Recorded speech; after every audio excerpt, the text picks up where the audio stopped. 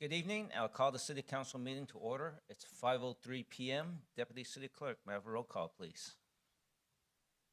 Yes, Your Honor. Councilmember Gerson, Present.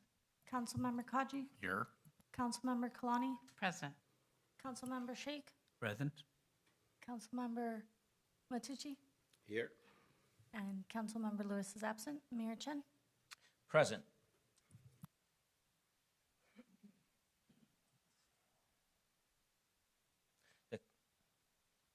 Okay, I'm just sorry about that. We'll call the meeting to order and immediately recess to closed session to consider matters listed under 13 closed session. Okay. Sorry about that. The council will now recess to closed session to confer with the city manager and city attorney on agenda matters listed under 13A, conference with labor negotiator, 13B, real property, conference with real property negotiator, 13C, conference with legal counsel, anticipated litigation. A closed session on these matters is authorized by California Government Code 54957.6, 54956.8, and 54956.9D4. We'll return after closed session. Thank you.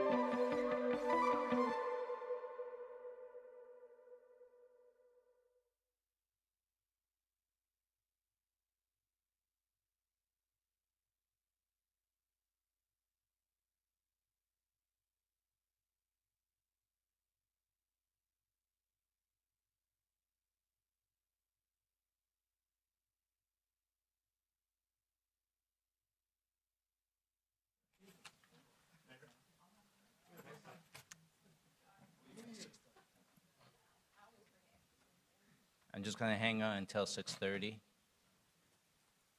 My phone says it's already. All right.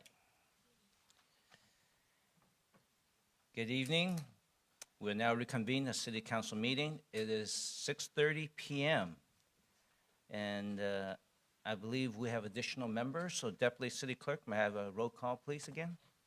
Yes, Your Honor. Councilmember Gerson, Present. Councilmember Kaji, Here. Councilmember Kalani, Present. Councilmember Lewis, Present. Councilmember Matucci, Here. Councilmember Sheik, Present. Mayor Chen. Present. I'd like to welcome everyone joining us in the council chambers, along with everyone watching remotely. We have been in closed session. City Manager, do we have anything to report out? Good evening, Your Honor. Nothing to report. Thank you. Thank you. Moving on to item 2, flag salute and invocation. We honor those who make it possible for us to be here today. If there's anyone in the audience who is on active duty or a military veteran, will you please stand or raise your hand so that we may recognize you?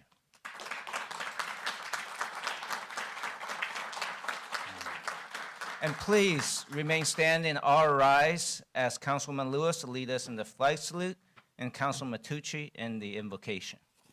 Hands over your heart, begin. I pledge allegiance to the flag of the United States of America and to the republic for which it stands, one nation, under God, indivisible, with liberty and justice for all.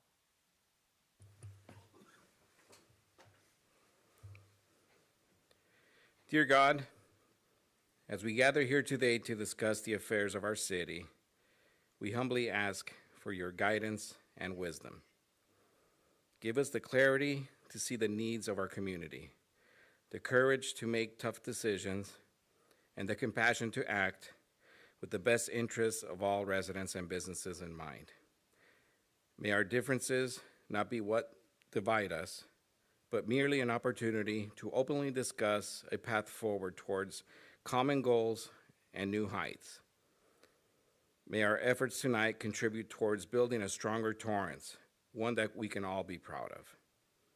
May our discussions be conducted with respect and open minds, and may the outcomes reflect your divine will for our beloved city.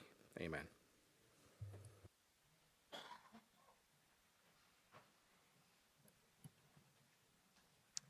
Thank you both.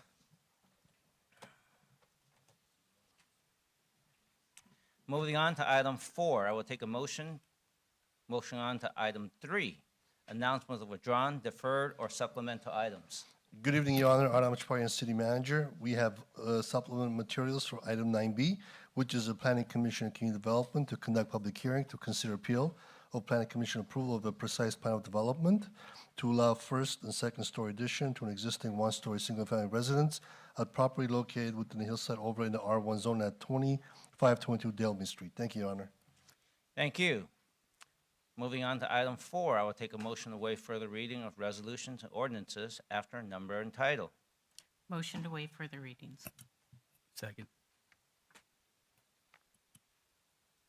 Start voting, please.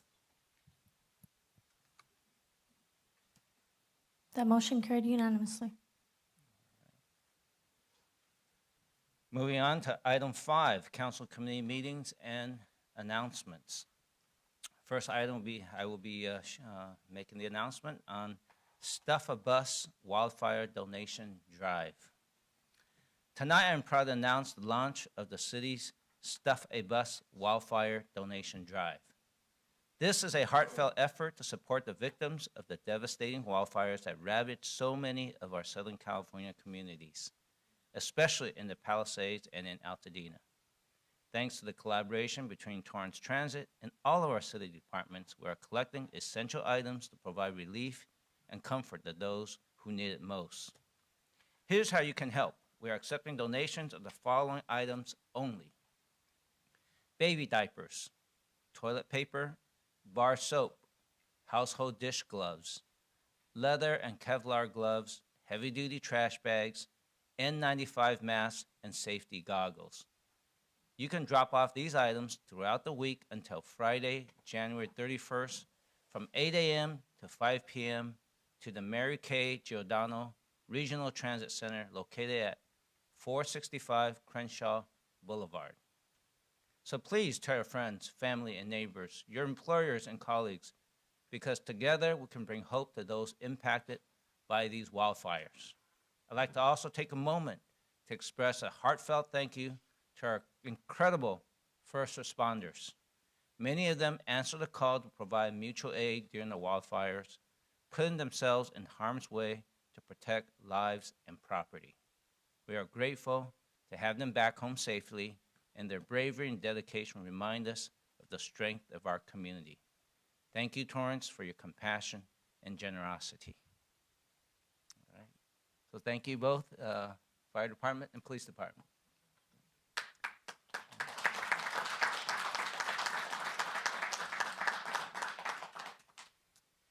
Tonight, I also like to recognize and thank one of our corporate citizens, Sanyo Denki America Incorporated, a valued member of our business community for the past 30 years.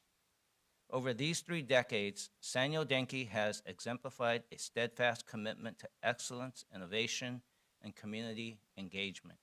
Most recently, Sanyo Denki generously donated 10 uninterruptible power supplies, also referred to as UPS, not the delivery service, but as I defined it, to our city's information technology department. This vital contribution enhances the reliability and resilience of our critical systems, ensuring uninterrupted operations during power outages. By minimizing downtime and safeguarding against data loss, UPSs play a vital role in supporting public safety, emergency response, and essential city services.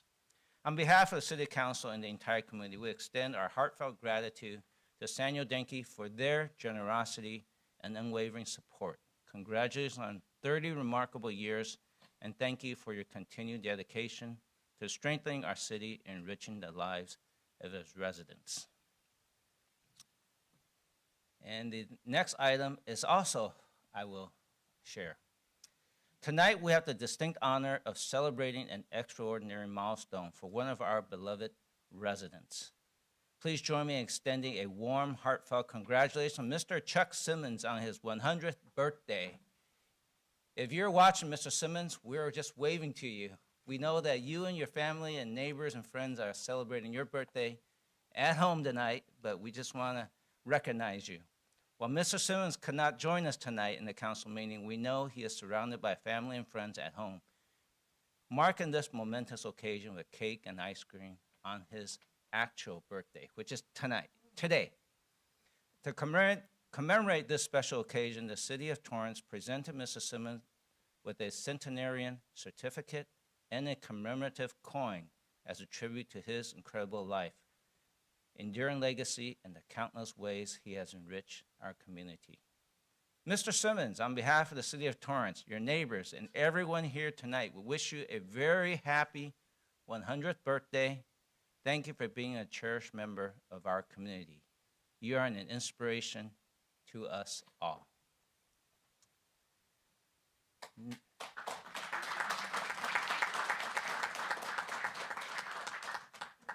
Yeah, that is big time, 100 years. Next one, Councilman Kaji.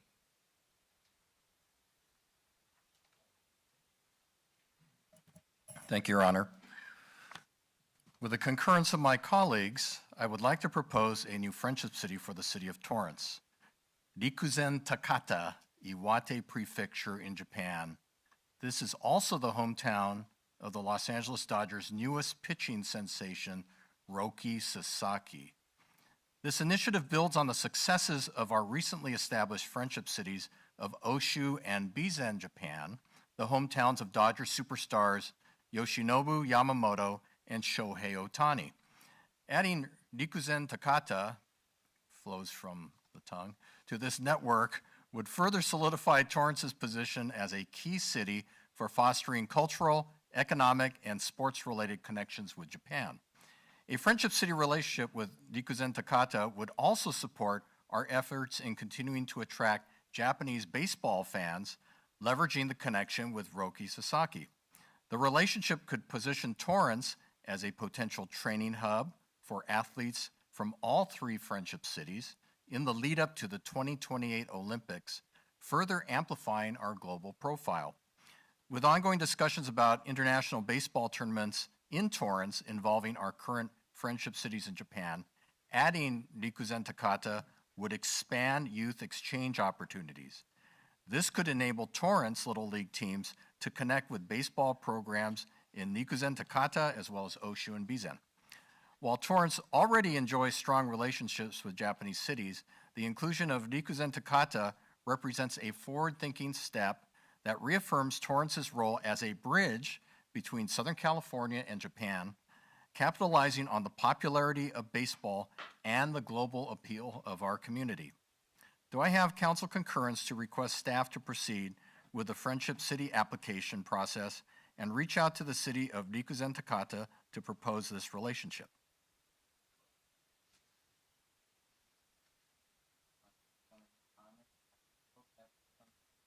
Oh, sure. Oh, Let's get the thumbs up, thumbs down before the comment then. Okay? Okay, got 1, 2, 3. So 3, it does not go. Okay. Councilwoman Kalani. Thank you. I just wanted to let people know why I didn't do a thumbs up for this, because I believe there's approximately 29 players from 7 different countries, and I just don't feel we're being inclusive by focusing in one area. Thank you. Okay. All right. Let's see, next item. Councilman Matucci. Thank you, Mayor. I wish to seek council concurrence to explore the creation of a city fund that provides sustained financial support for the families of Torrance police officers and firefighters killed in the line of duty. While programs like the Public Safety Officers Benefit Program and the South Bay Police and Fire Memorial Fund offer critical one-time benefits, the challenges faced by the families of fallen first responders often extend far beyond these essential supports. This proposed fund aims to address their long-term financial needs, ensuring stability and security for these families when they need it the most. I seek council concurrence for staff to research the feasibility of creating a line of duty death benefit for Torrance's first responders. This initiative would reinforce our city's commitment to supporting the families of those who make the ultimate sacrifice in service to our community. Do I have council concurrence? Yes. Oh, Councilman Sheikh. Thank you, Mayor. Thank you, Councilman Matucci. We don't have anything like this that any one of our officers killed on the surveying, while surveying. We not covered? There's, as Councilman's oral alluded, Metropolitan City Manager, there are several sources available. This will be an addition, and the staff will bring back an item to discuss what those existing beneficiary options are, as well as any gaps where the city may be able to support.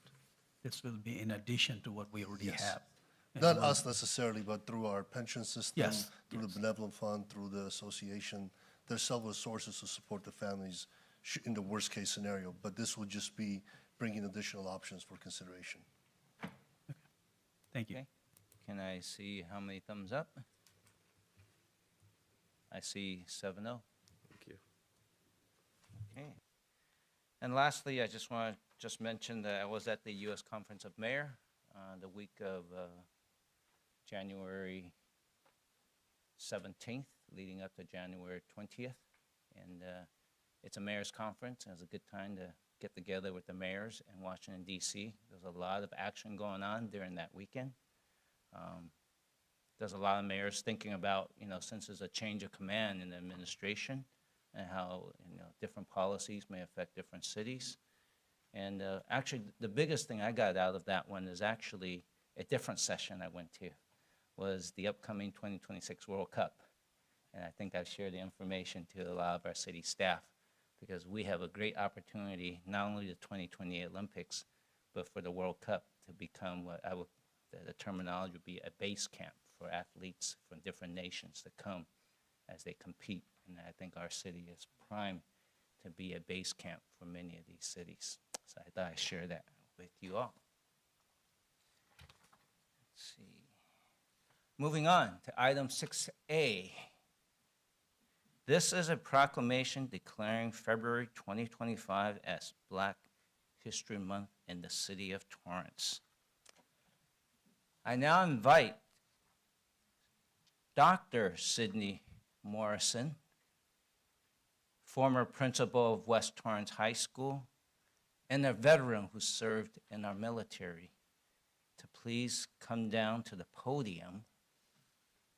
If you, Dr. Morrison, please come down to the podium right here in the front. And after you come here, then I will ask the council members to start reading the proclamation.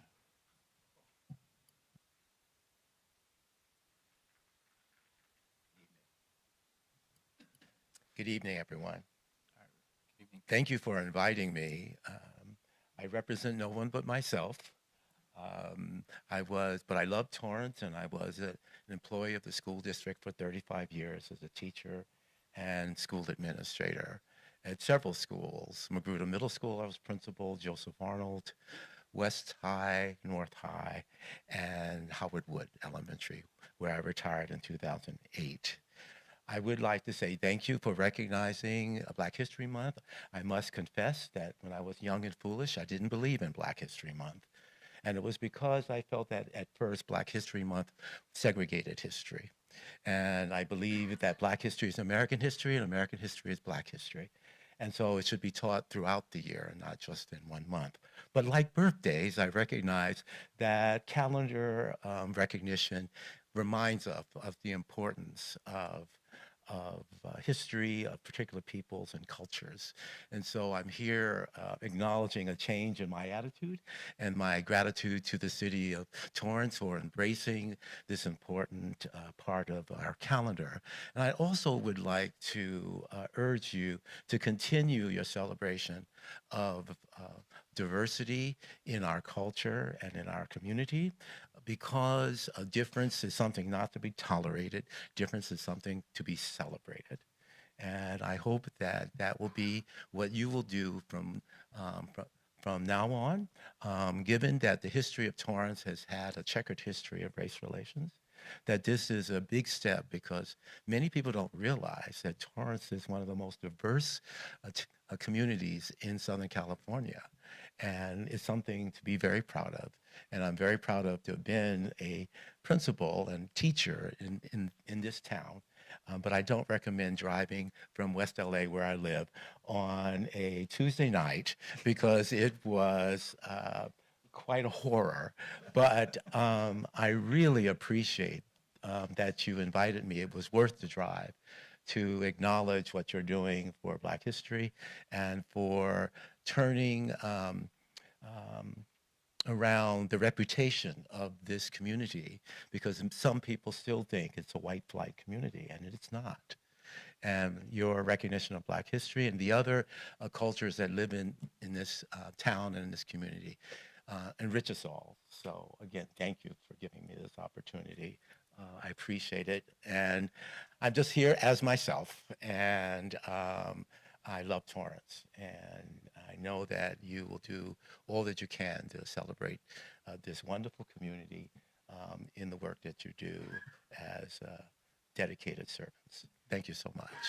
Stay there, Dr. Morrison. I'm going to join you at the podium. Once I get down, I'm going to ask Dr. Gerson to start reading the proclamation. Okay. Okay? And don't go away. We're going to take a photo after this. Okay? Okay. All right.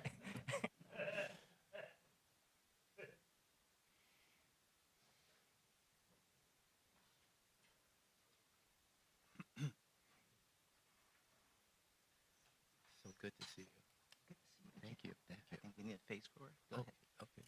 Whereas Black History Month originated from the vision and dedication of Dr. Carter G. Woodson, a pioneering African-American historian and scholar. Black History Month is a time-honored tradition that serves as a significant reminder of the invaluable contributions made by African Americans throughout history. And Whereas the choice of February for Black History Month is deeply symbolic, coinciding with the birthdays of Abraham Lincoln and Frederick Douglass, and is aimed at linking the contributions of African Americans to both the legacy of emancipation and the ongoing struggle for civil rights, creating a poignant connection between the past and present, and Whereas the establishment of Black History Month underscores the significance of recognizing historical achievements and encourages a broader understanding of the cultural tapestry that has shaped this nation, emphasizing the need to celebrate the diverse stories and perspectives contributing to American history's richness, and Whereas Black History Month inspires the next generation by providing positive role models and stories of resilience by showcasing the accomplishments of African American trailblazers. Young individuals can inspire to greatness regardless of their background. And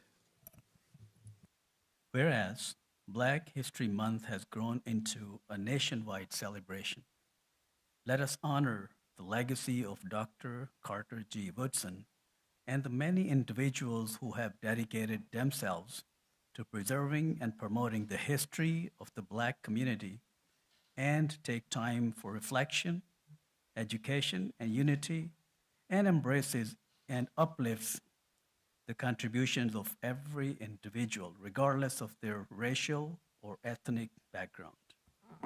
Now, therefore, I, George Chen, as mayor of the city of Torrance, California, do hereby proclaim February 2025 as Black History Month in the city of Torrance and encourage the community to honor African American history and the contributions during Black History Month as well as throughout the year. Signed this 28th day of January 2025.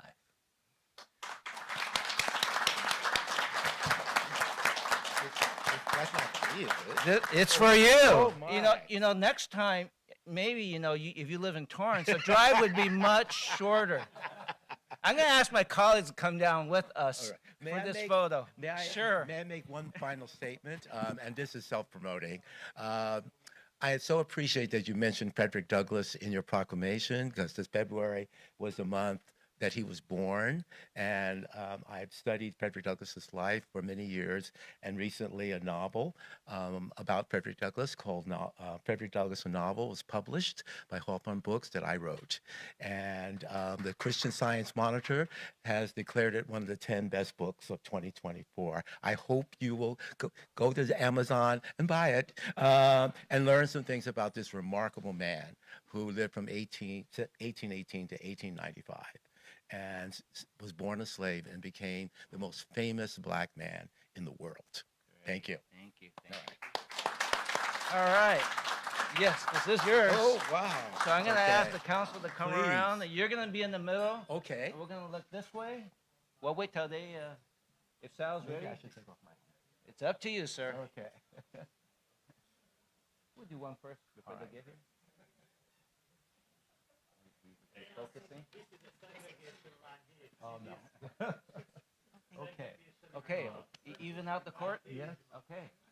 Are we looking good? Yeah. Oh, wonderful. Okay.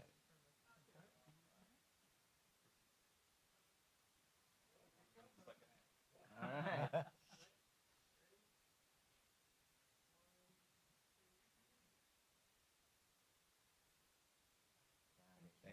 All right. So much. This was such an honor. I did not expect it at all. you look familiar. Oh, yeah.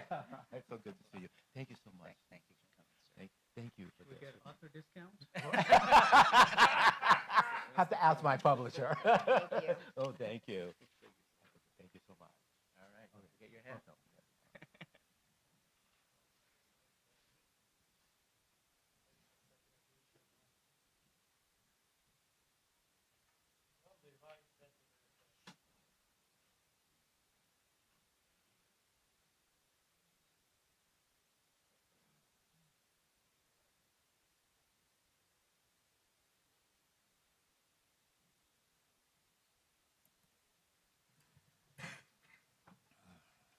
Moving on to oral communications number 1. This portion of the meeting is reserved for comments on items under the consent calendar or items that are not on the agenda. Under the Ralph M. Brown Act, City Council cannot act on items raised during public comment, but may respond briefly to statements made or questions posed. Request clarification or refer the item to staff. Speakers on the orals are limited to either oral communications number 1 or oral communications number 2, and no longer than 1 minute per speaker. Time starts when you step up to the microphone. If presenting handout material to the council, please provide 11 copies to the city clerk before speaking. Handouts will be distributed while you speak. It's 6:55. Deputy City Clerk, do we have anyone who signed up? Yes, Your Honor. Charlie Salinas.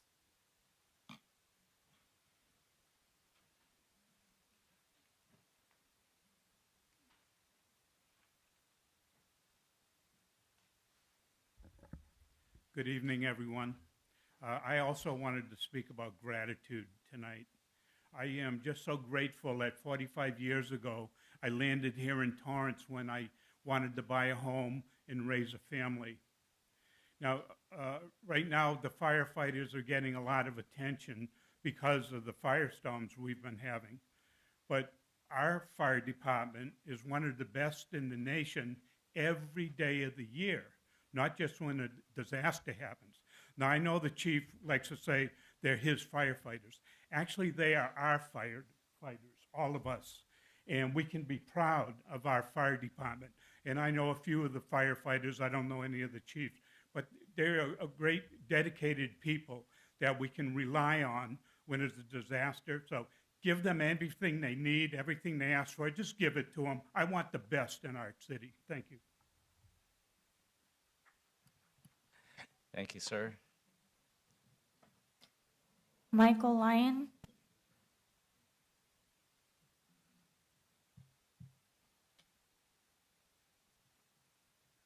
Good evening. Might as well have been a bomb going off at about 7:04 this morning. Whatever dream I was in the middle of vanished, and I leaped out of bed, realizing it wasn't an explosion after all.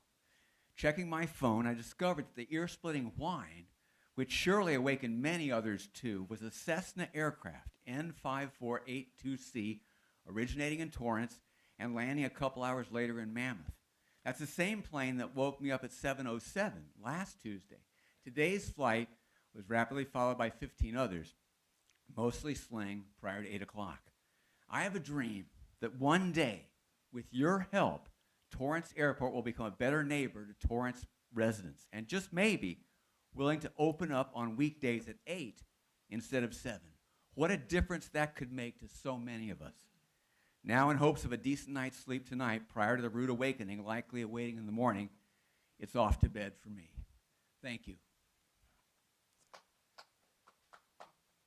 Anyone else?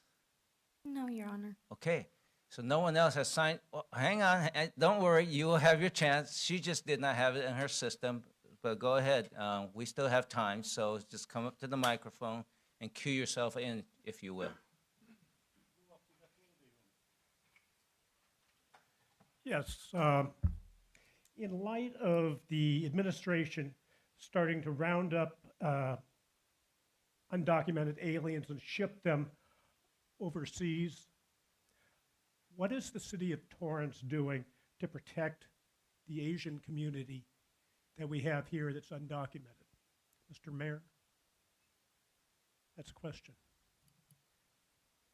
I'm not sure there's anything that we're doing special out of the ordinary. I think, we're just following the laws that we need to follow.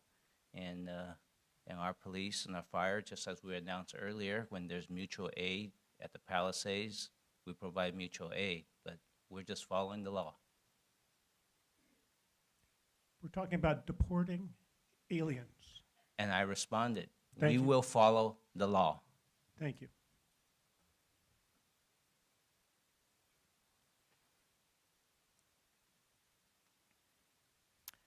Create an independent civilian oversight commission. It would be really easy to just take the current personnel, civil service board that you have, right? Add a few people, a few citizens that are non-affiliated without a history with the police, meet once a month, once every 2 months, what have you, at an accessible time and handle those things, right? In particular, creating a separate desk manned by or person or what have you, by a civilian as opposed to PD, to provide a reasonable and safe, like an unintimidating environment for somebody to be able to make a complaint and let you know something has happened to them or something that you need to address, right?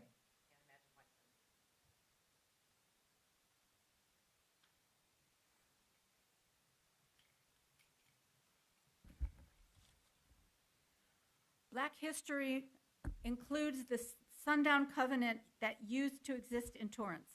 Black history includes the murder of Christopher DeAndre Mitchell and Michelle Shirley and Dotry Ross. Black history includes the history of redlining in Torrance. Black history includes the violence enacted at the park that ran Black people out of Torrance. Black history includes lynchings that they dared to joke about in their text messaging scandal.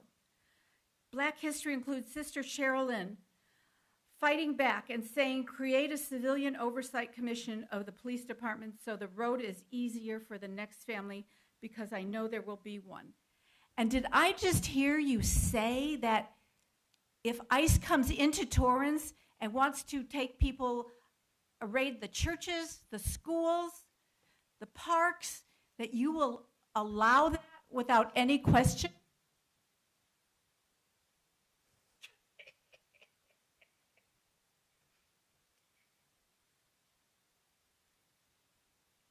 And I'm not sure that that is the law. It's something the new occupier of the White House has set forth.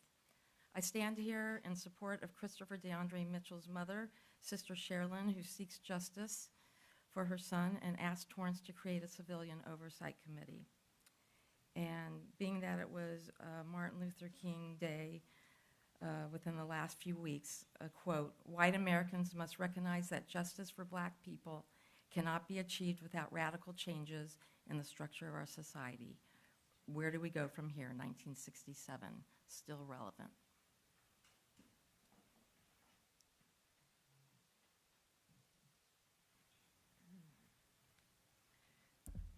In the name of Christopher DeAndre Mitchell, you need to get a civilian oversight committee.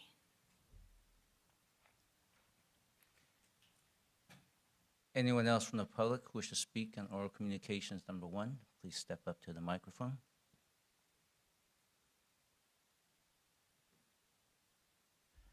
Hello, everyone. This is Andy Porchat, the original one. I'm very happy to see Timmy here. Timmy, look, zip her up. Anyway, I'm not afraid about this kicking out the illegal aliens. You know, who would pick up our food? You know, who would grow our food? Who would do the dishes in the restaurants? Who would cook in the restaurants? Who would clean your houses? You know, people don't have to worry about it. But we have to worry about it, like you believe that the Olympics gonna come here after this disaster. After this disaster, the Olympics gonna come here. The Olympics gonna come here. 10,000 houses, you know, burned to ground and more. And you, Goober, you think that the Olympics gonna come here and we make money off of it? That's what you really think?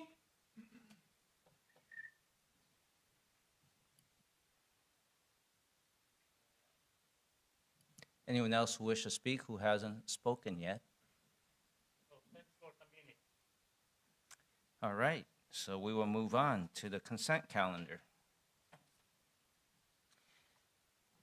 Do any members of the council wish to pull any items listed under the consent calendar?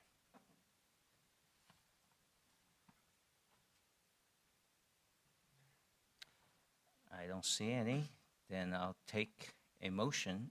Oh, first of all, Deputy City Clerk, may I have a number and title for item 8B, please?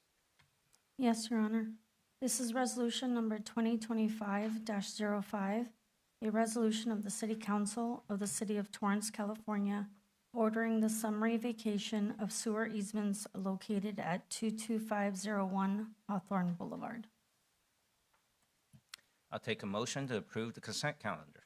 Motion to approve the consent calendar in its entirety, including resolution number 2025-05.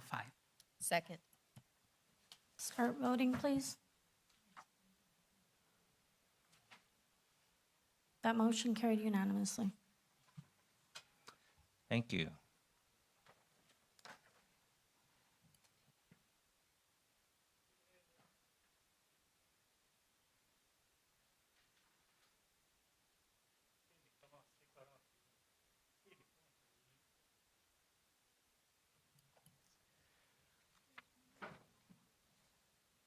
Oh, that's for 9A? Okay. I didn't know that was for 9A. Okay. Moving on to hearings, public hearing from Community Development Department.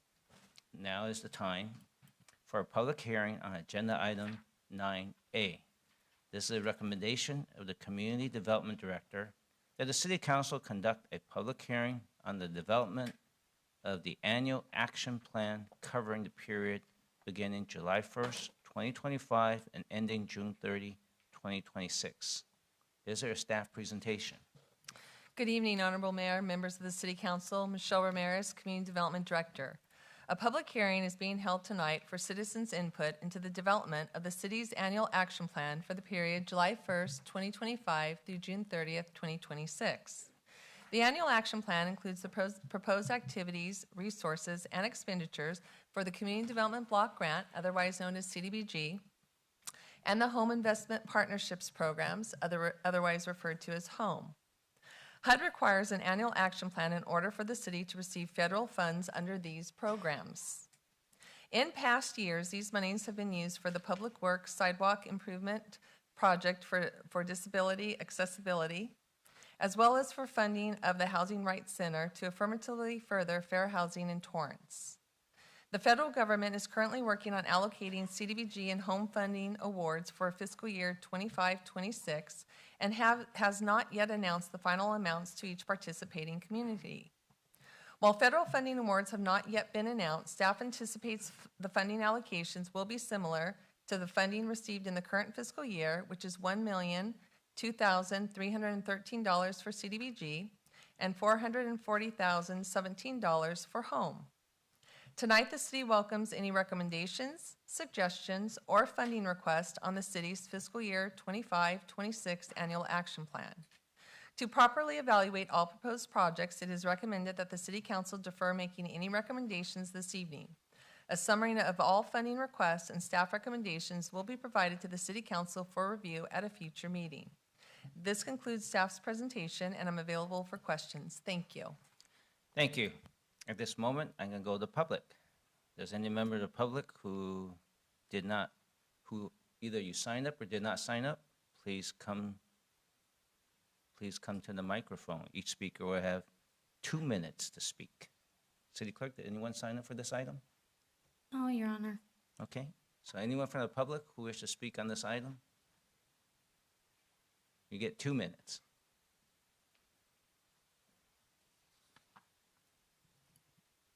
Hello, everyone. This is Andy Porchak. Thank you for the 2 minutes. I don't know how I'm going to be able to talk to 2 minutes, but I'm going to try my best.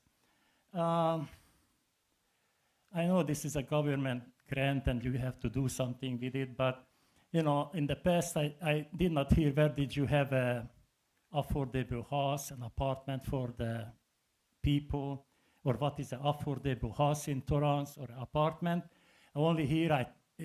Only thing I heard of, when you got $1 million 10 years ago, you bought a Torrance theater company in downtown Torrance instead of building or providing some affordable units for the poor people. But that's what you do, because you don't give a hoot about the poor people. And, you know, this is all nice. You know, I see $440,000 here. What can I buy in Torrance for $440,000?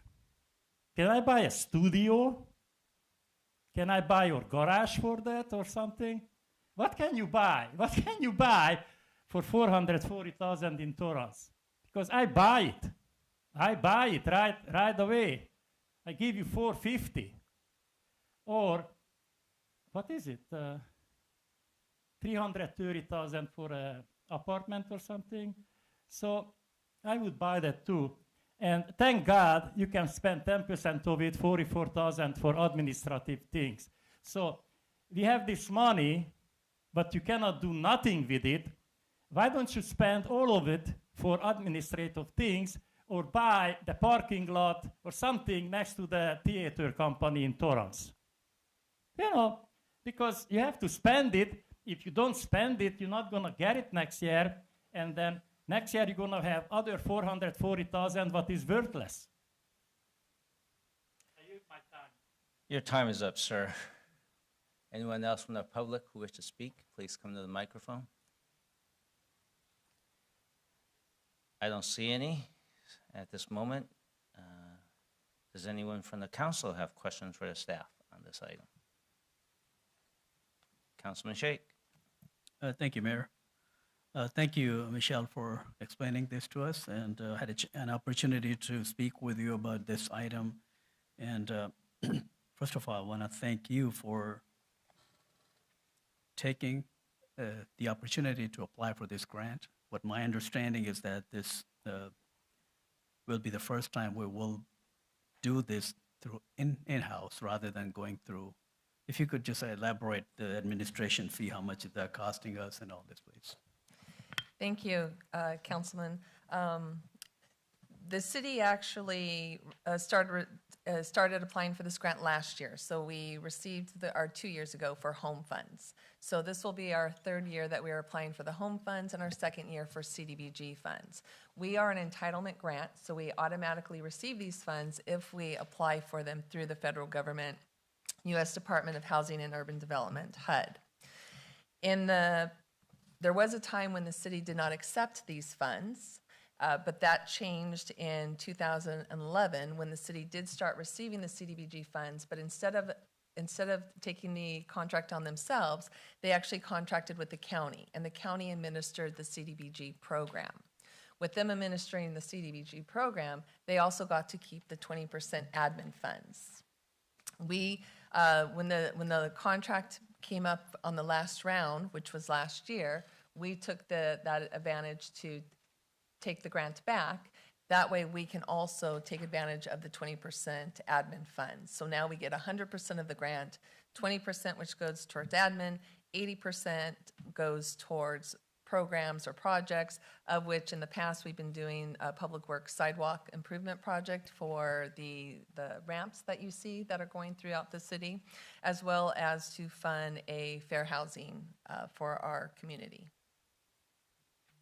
And the 20% that we're saving, we are planning to dump that into a general fund.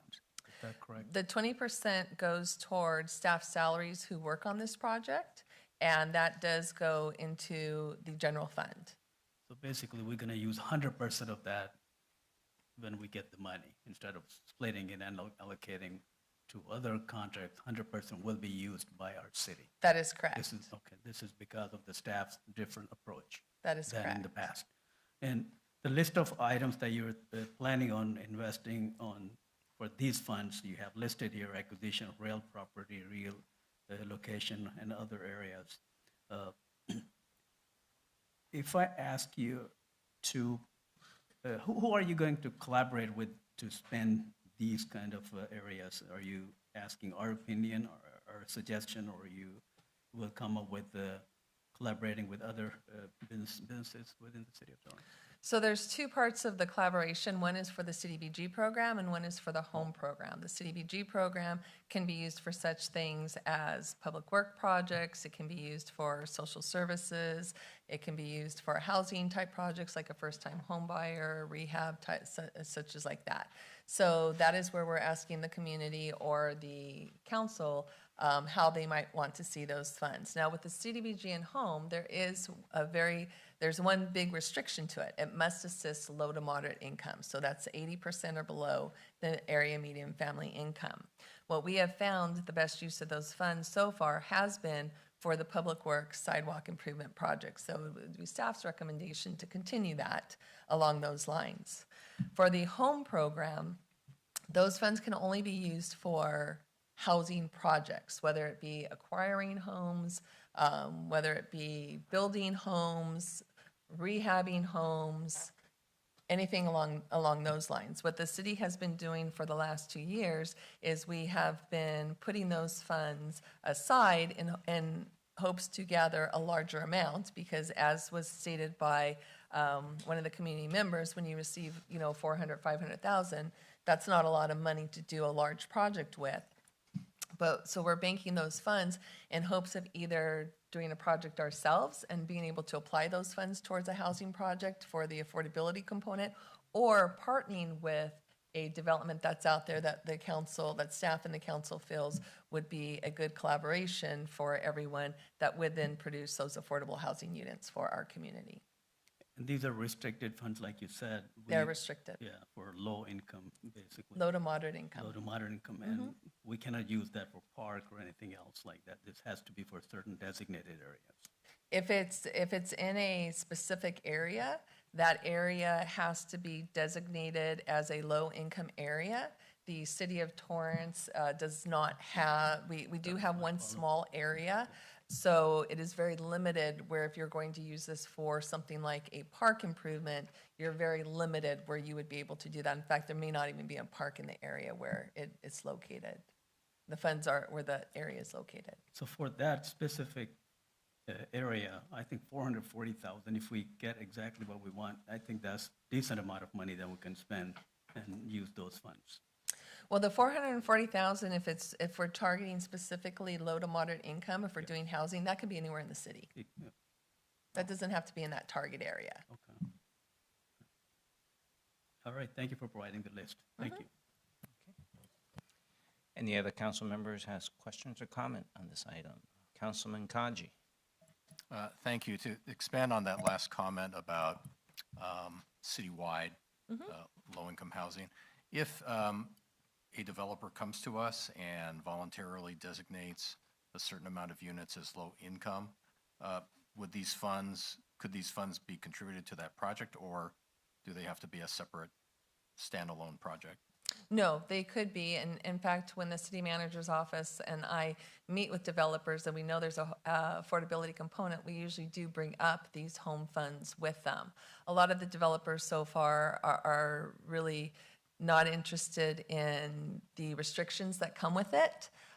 They want to do sometimes the low income because they want the density bonus to get higher units, but they don't want the restrictions that are going to come along with what these funds also contribute.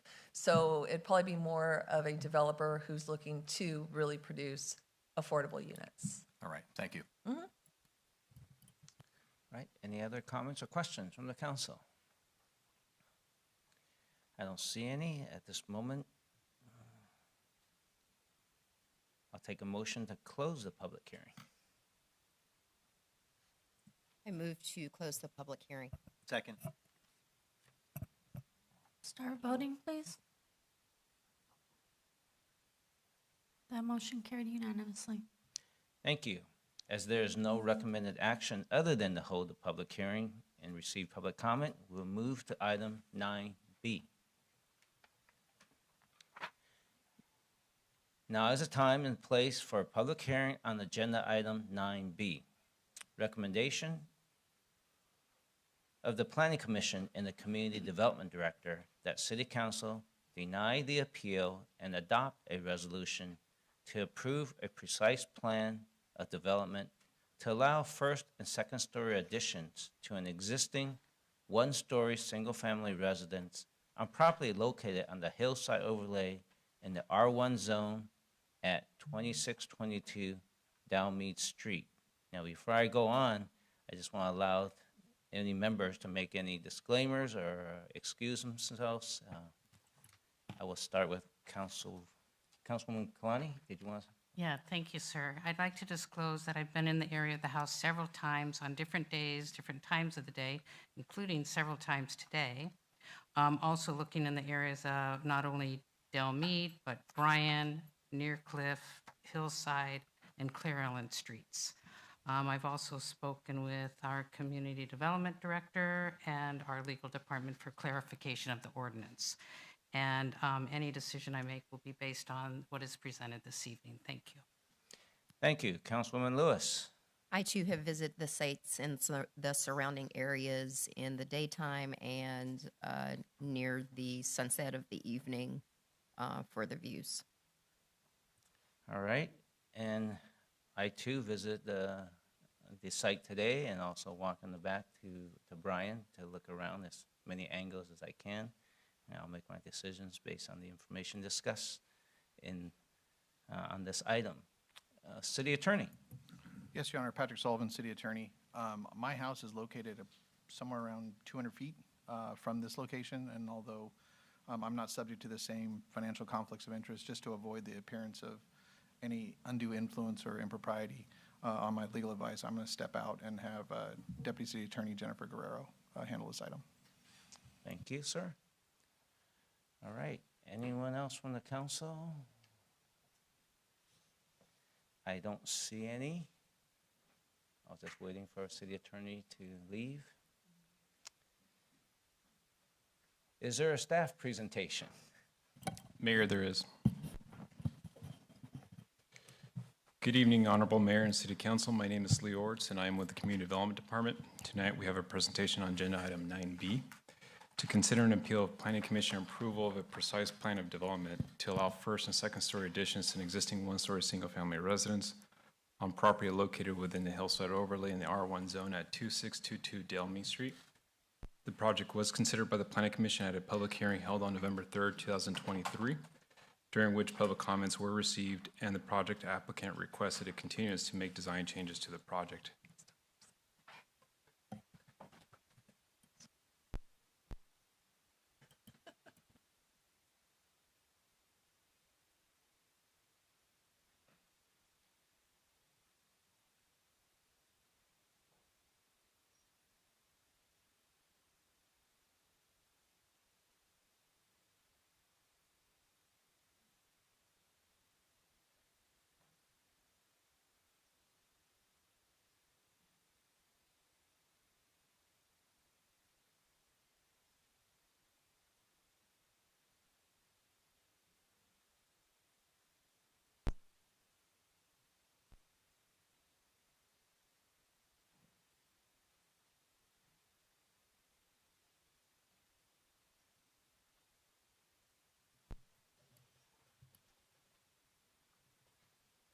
Let's take a 5-minute break.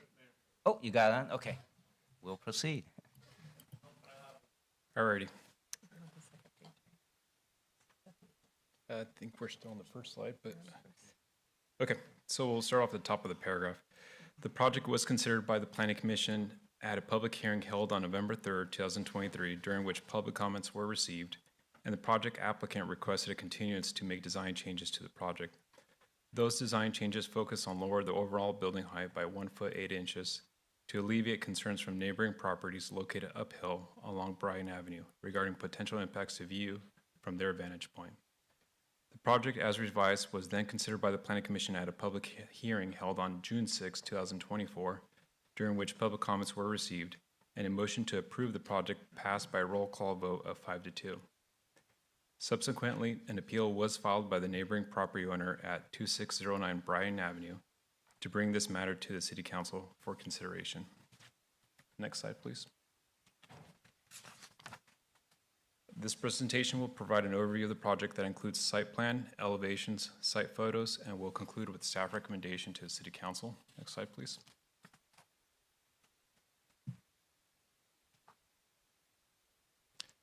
This slide shows the project site plan. The project involves first and second story additions to an existing one-story single-family residence. The proposed additions measure 761 square feet on the first story and 839 square feet on the second story, for a total floor area of 2,891 square feet, inclusive of the detached two-car garage.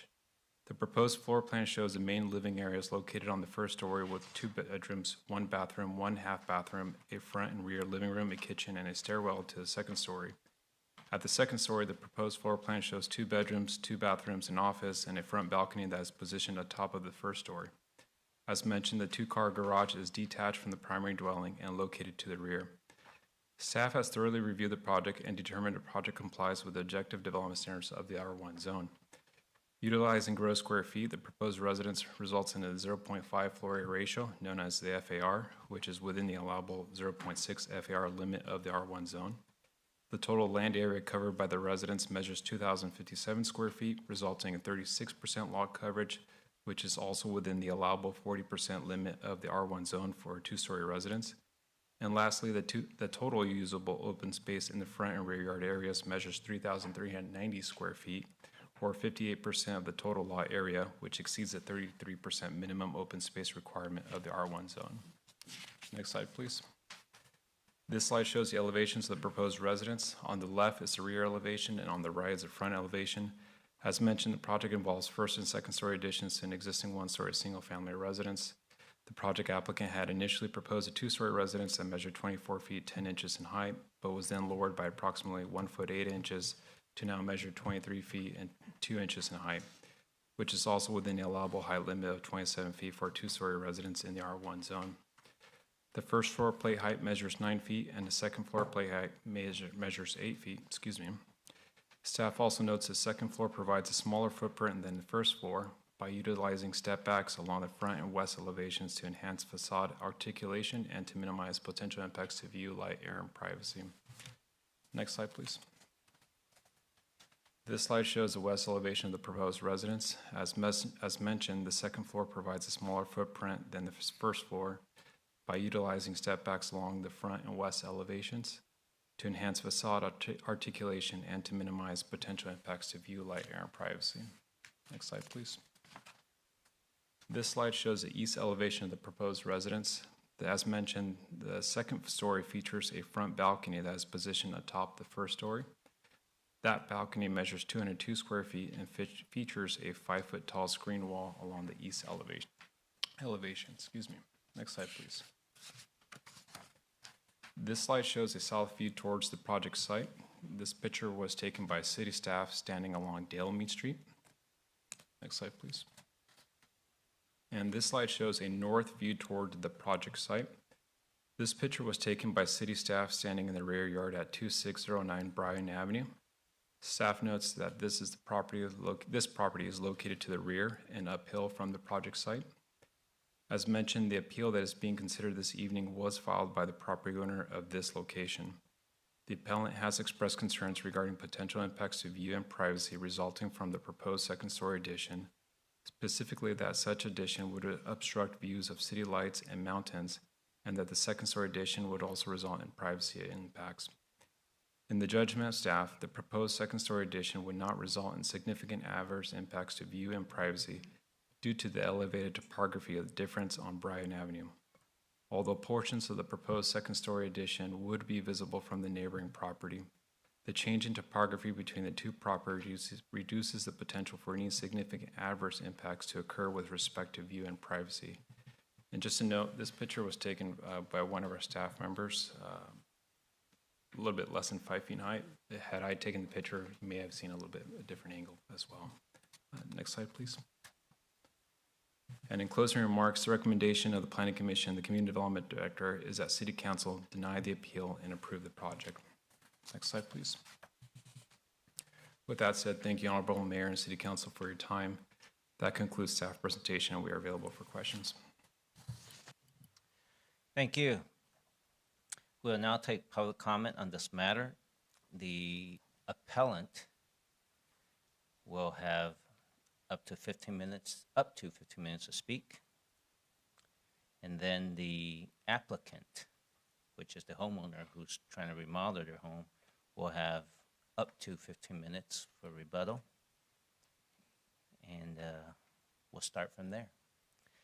So the appellant, if you're in the council, please step up to the microphone and you have up to 15 minutes.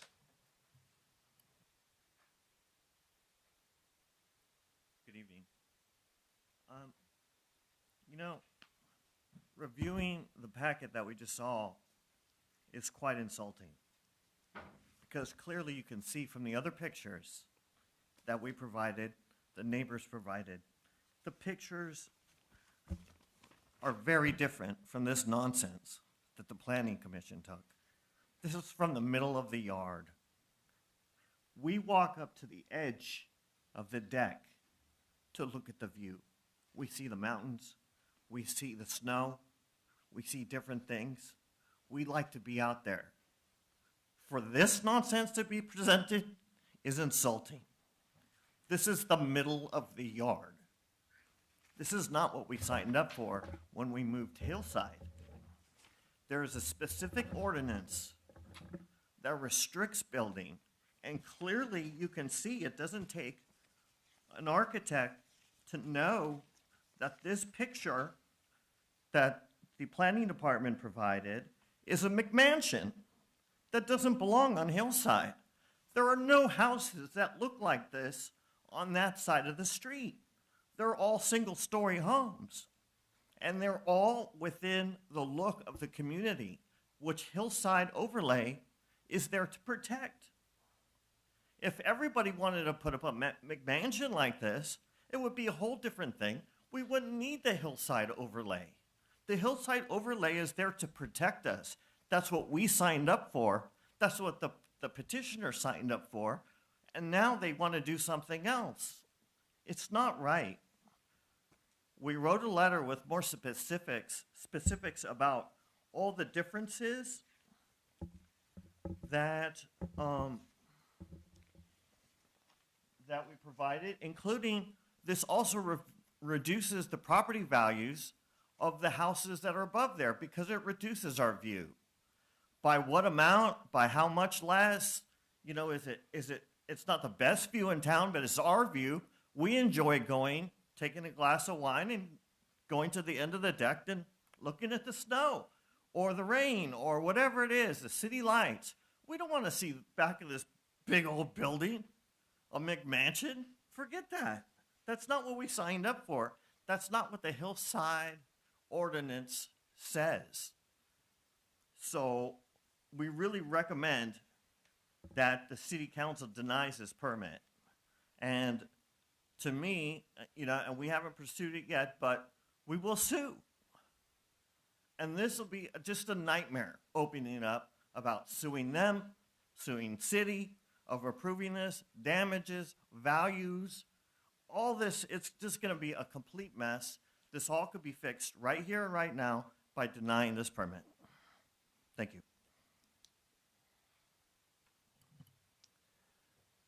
All right, and now the applicant. You will have up to 15 minutes.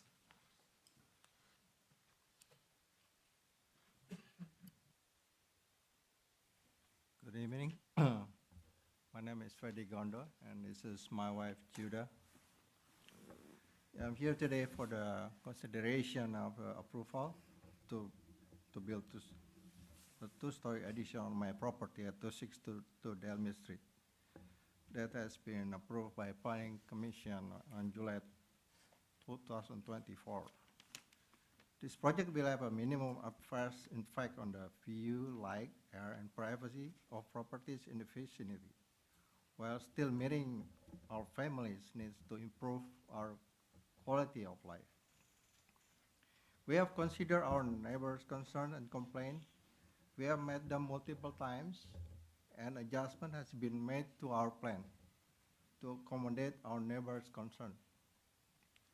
The maximum height limit is 27 feet, and we have lowered it to the height of 23 feet, which is 4 feet under maximum height limit, which is the minimum height we can do. We have shifted the second-story rear windows to the east of residents and made the window sills that are facing neighbors in higher position and smaller. And we are providing smaller second-story footprint with just half of the first floor.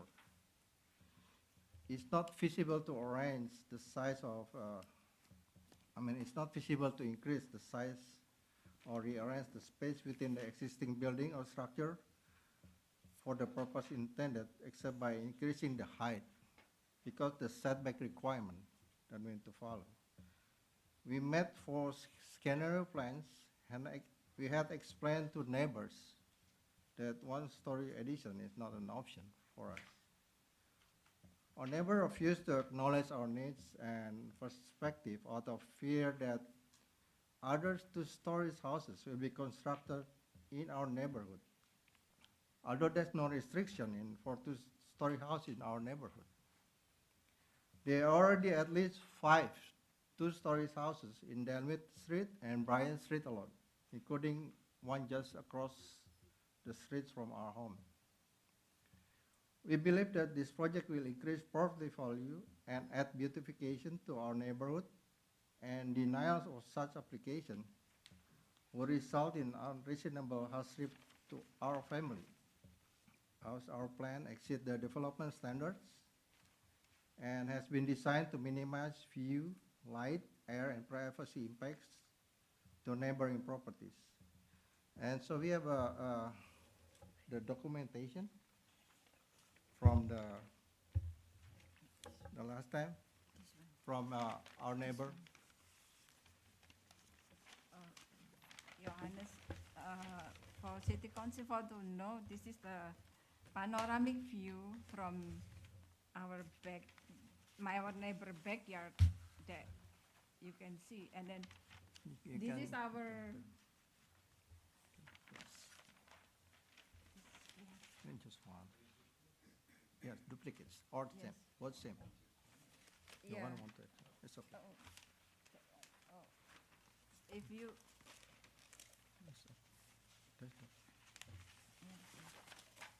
if you can see in the building that we have, the house it is like in front of it is like two-story building.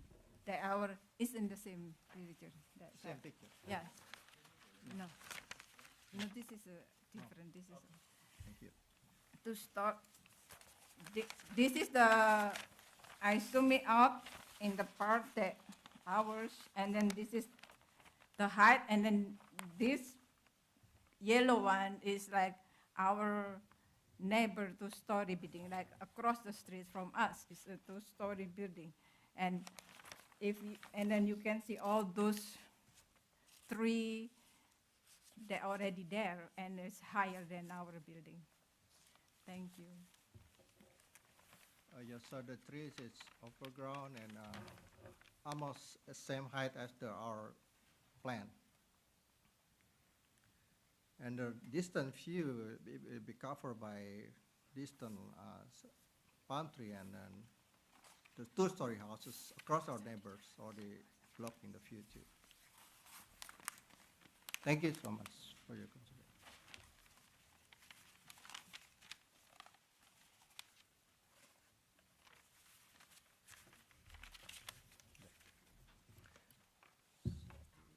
Thank you, sir. I think Thank you so much. since we're getting this in real time, we're just kind of sharing it a little bit. I think so. All right. So I think we've got the appellant and the applicant. And at this moment, I will go to the public. Right? Any members of the public, you get 2 minutes.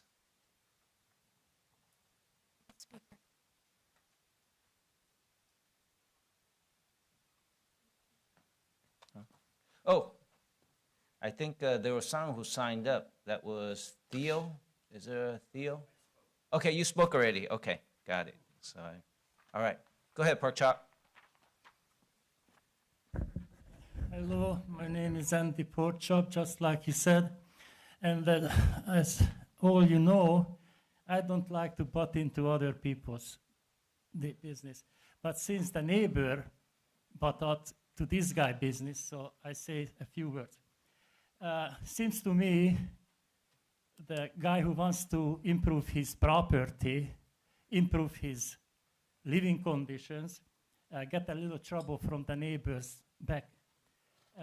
If you can look at these pictures on your presentation of 52, I noticed the middle of the view, a humongous pole, electric pole.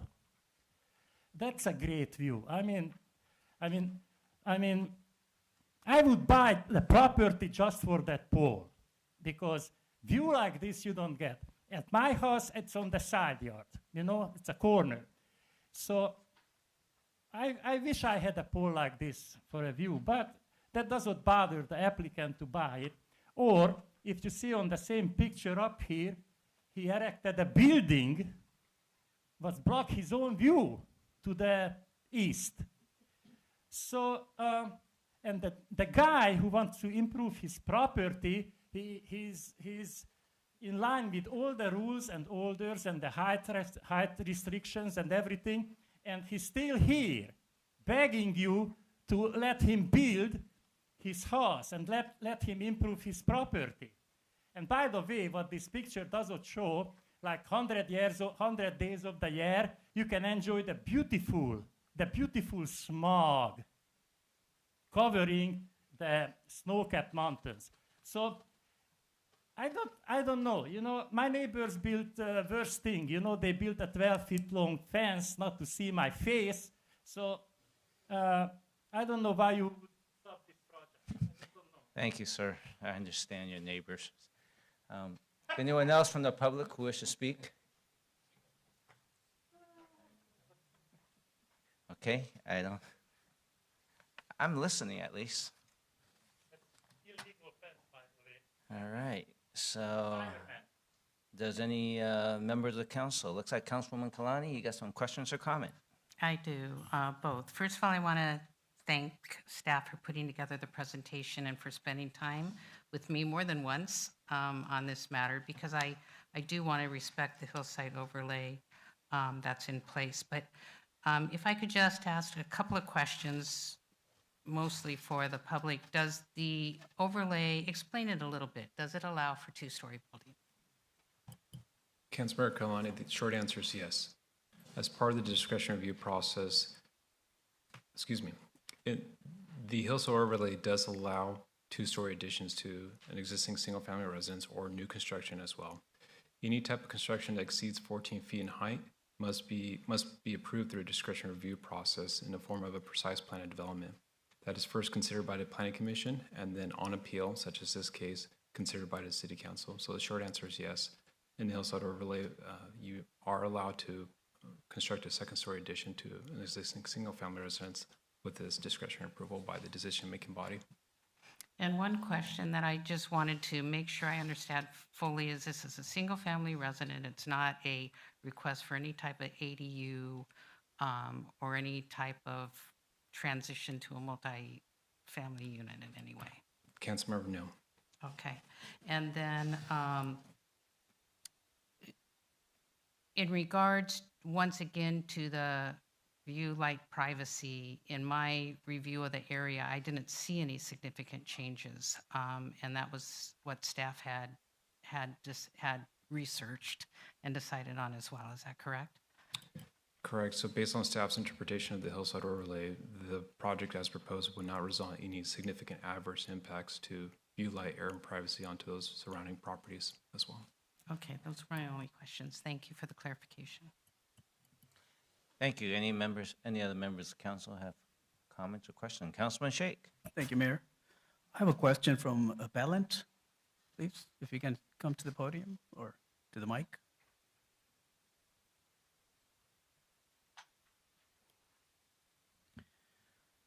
Thank you, sir. A couple of questions.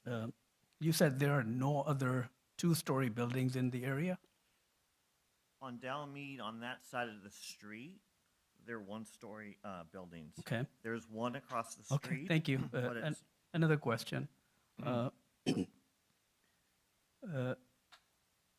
The owner of the other house, they tried to compromise. They reduced their height from 27 to 24. Is that not acceptable to you? It didn't make a significant difference.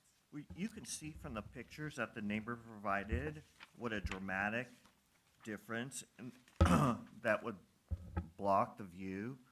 I mean, you would walk out to the deck and see the side of a house. We wouldn't see these mountains. You can find spots in the yard to see different areas, but from the deck area and from the neighbor's house, you can see what a dramatic difference it is if you're walking out to the deck to look into somebody else's window or look at a building instead of looking at the mountain. And it's a huge thing. I mean, I kind of blacked it out on the other pictures to show what it would look like just with a building right I in see. front of you. So did you talk to your person who is building the house? I forget the name. Did you tell him these concerns? Did you discuss these with him? Yes. So what was the response? They want a That bigger was it. house. I mean, yeah, they want to build their house. So They for wanna you, build their what's a compromise solution for you? They can build a one-story and make the one-story bigger. They could build into the, make So- the first floor more, Maybe take out the great room. So you just don't want to have 2 stories? That's your concern? well, our concern is our view. And when we look outside, we don't want to see the building. But you just said that you do not want to have second story in this, and the hillside ordinance, we just heard that, they allow that. Well, they allow it if it doesn't block the view. Correct. The hillside thing says if it doesn't block the view, it's special for that area. And so our concern was if they can build a 2-story that we can get our view, that'd be great. But they can't because it's not quite low enough down where their house is. Thank you. Thank you, sir. Thank you, Mayor. Thank you, Councilman Sheikh. Anyone else from the council who has comments or questions? Okay, Councilwoman Lewis? Can someone from community development take a little time to discuss the specifics in the view? I'm reading it here, but I think for public knowledge, where it discusses the view.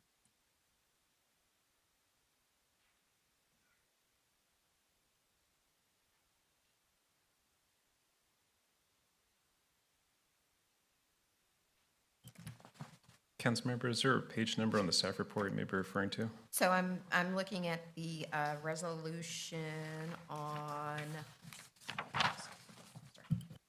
I'm not gonna go back. It's in item attachment 2 in the staff report, and it talks about the requirements of the hillside overlay. There is, but I think it's the page number that, 25. It's in pages 25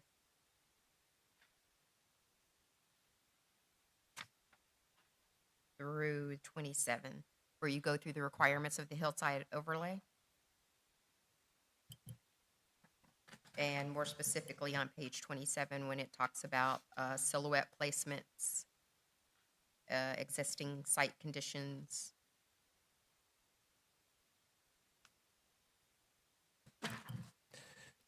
And the project will not negatively or not adversely impact view, light, air, privacy of 2609 Bryan Avenue.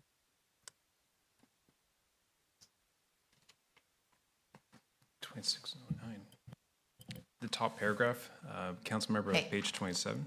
Page 27, correct. Okay, so starting off with the cutoff sentence, but this first sentence, full sentence is, in the judgment of staff, due to the elevated topography difference on Bryan Avenue, in which the building pads of the street are significantly higher than the building pads on Dale Mead Street, the project will not adversely impact view, light, air, privacy of 2069 Bryan Avenue. Okay, and then on Dale Mead, it's the same, correct? With respect to the third paragraph, Correct. relates to Dale Mead.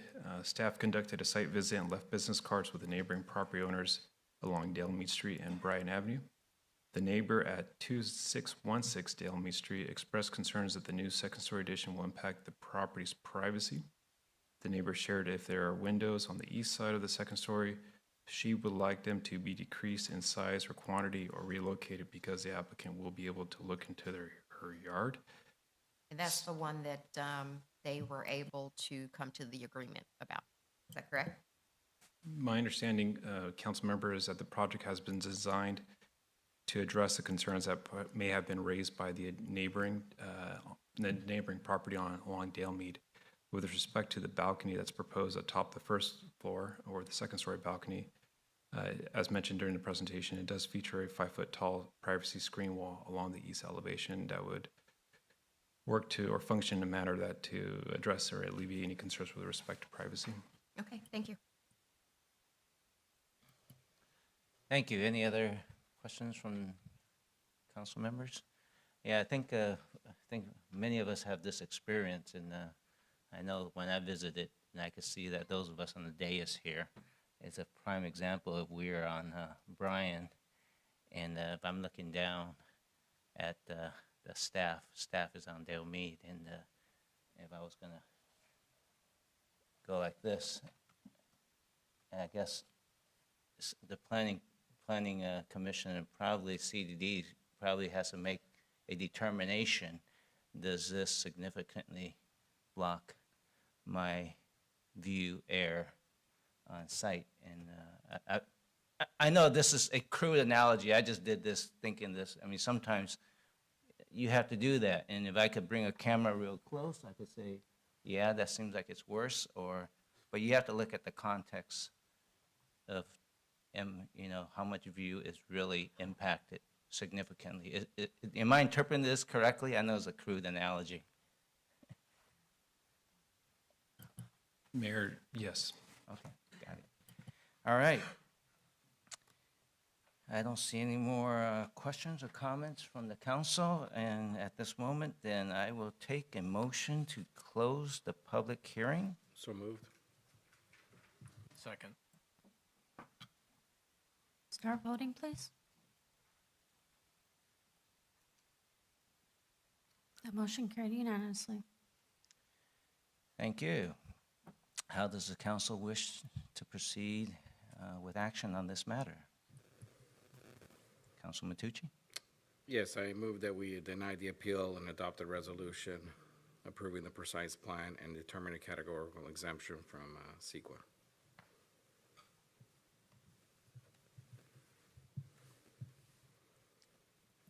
I will second your motion. Deputy City Clerk, may we have a number and title, please, for item 9B? Yes, Mayor, this is Resolution 2025-06, a resolution of the City Council of the City of Torrance, California, denying an appeal and approving a precise plan of development as provided for in Division 9, Chapter 1, Article 41 of the Torrance Municipal Code to allow first and second-story additions to an existing one-story single-family residence on property located within the hillside overlay in the R1 zone at 2622 Dalemead Street. Okay, we have a first and second, so I think it's time to vote. Start voting, please. Your Honor, that motion carried unanimously. All right. I would say that takes care of this item. Happy home building. I think do we need to ask the city attorney back in? Or you're gonna, I don't know, how's he gonna be noticed that he can come back? Oh, there he goes. All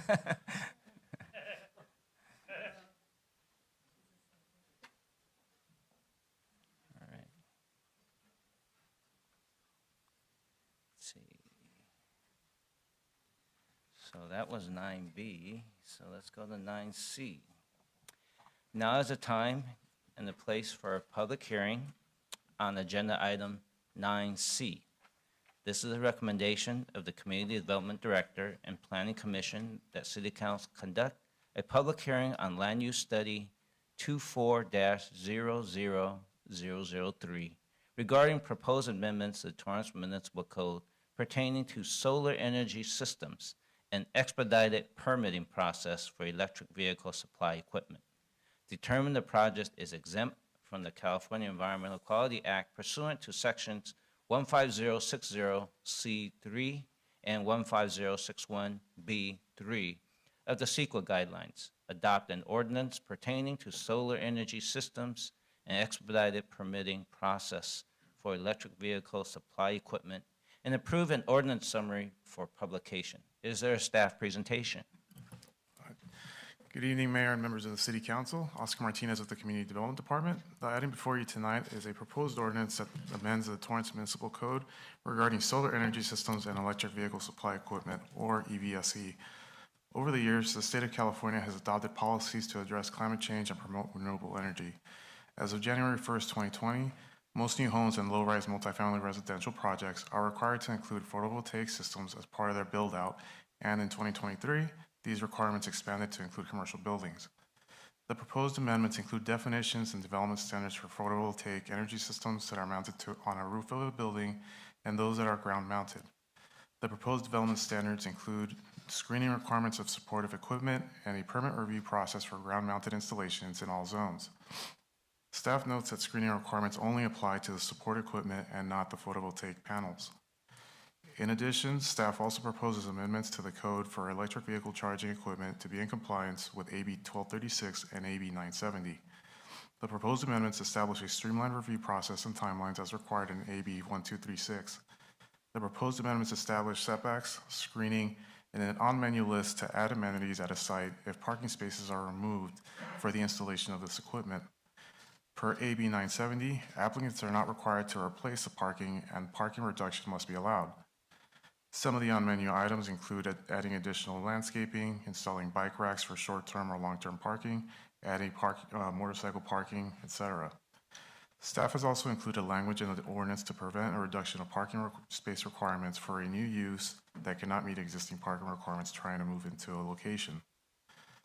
The draft ordinance was reviewed by the Planning Commission on December 4th, 2024, and during the hearing, concerns were raised regarding the screening requirements, the terms used in the ordinance, and typographical errors. Staff clarified that the screening requirements are intended to maintain a level of aesthetic control and that panels themselves are not subject to the screening requirements. Furthermore, the equipment will need to meet certain specifications to comply with electrical code. The Planning Commission voted 5-2 to forward the draft ordinance for your review.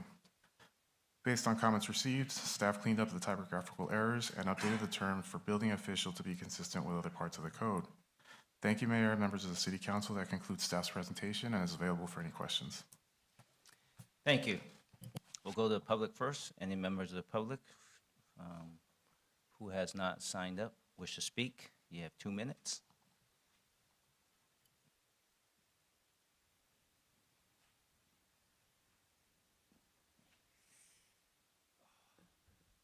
Hello, everyone. This is the pork chop, the original. I don't know why Timmy Goodrich went home. This is his territory, you know. And you know how intelligent is he, that's why. So imagine we have electric vehicles and the gas tank weighs like over a ton. You know what I mean? So how good is that? But besides that, I just would like to inform you there is an electric plant burning out of control like hell because electric battery fire can be hardly put out. You know what I mean? I filmed and witnessed a Tesla burning in Avenue G in Redondo Beach one day. Fireman, fire engine, hose on the thing, and the Tesla was just kept burning. You know what I mean? So I think that's a big shame to this country going into this electric vehicle and electric BS, because that's going to kill us. Not just because we're shutting down power stations like Redondo Beach and celebrating it like Redondo Beach, and there is 2 more electric power generator facility is shutting down in the next couple of years. Let's celebrate that, and let's make rules for things that we don't have, because we're not going to have electricity. We're not going to have electricity because our leaders, our environmental heroes, shutting down the electric facilities and producing cars that use batteries that the firemen cannot put out. Let's go for this. Let's go for this. That's a great future. Anyone else from the public who wish to speak? please come to the microphone. If not, I'll ask my colleagues on the council. Anyone have questions or comment to staff? Councilman Sheikh. Thank you, Mayor. Thank you, staff, for the presentation. I saw there are two of the commissioners, they kind of opposed it. Do we know what was the reasoning for that? Did they give any explanation? Councilman Sheikh, it was just essentially they felt a little comfortable with the language on the proposed ordinance. Just that that was from one of the commissioners. The other commissioner, I'm not entirely sure. I believe he had an issue with the screening. With the screen? Correct. Okay. All right. Thank you. Thank you, Mayor. Any other council member have questions or comments? I don't see any. I'll take a motion to close the public hearing. Motion to close the public hearing. Second. Start voting, please.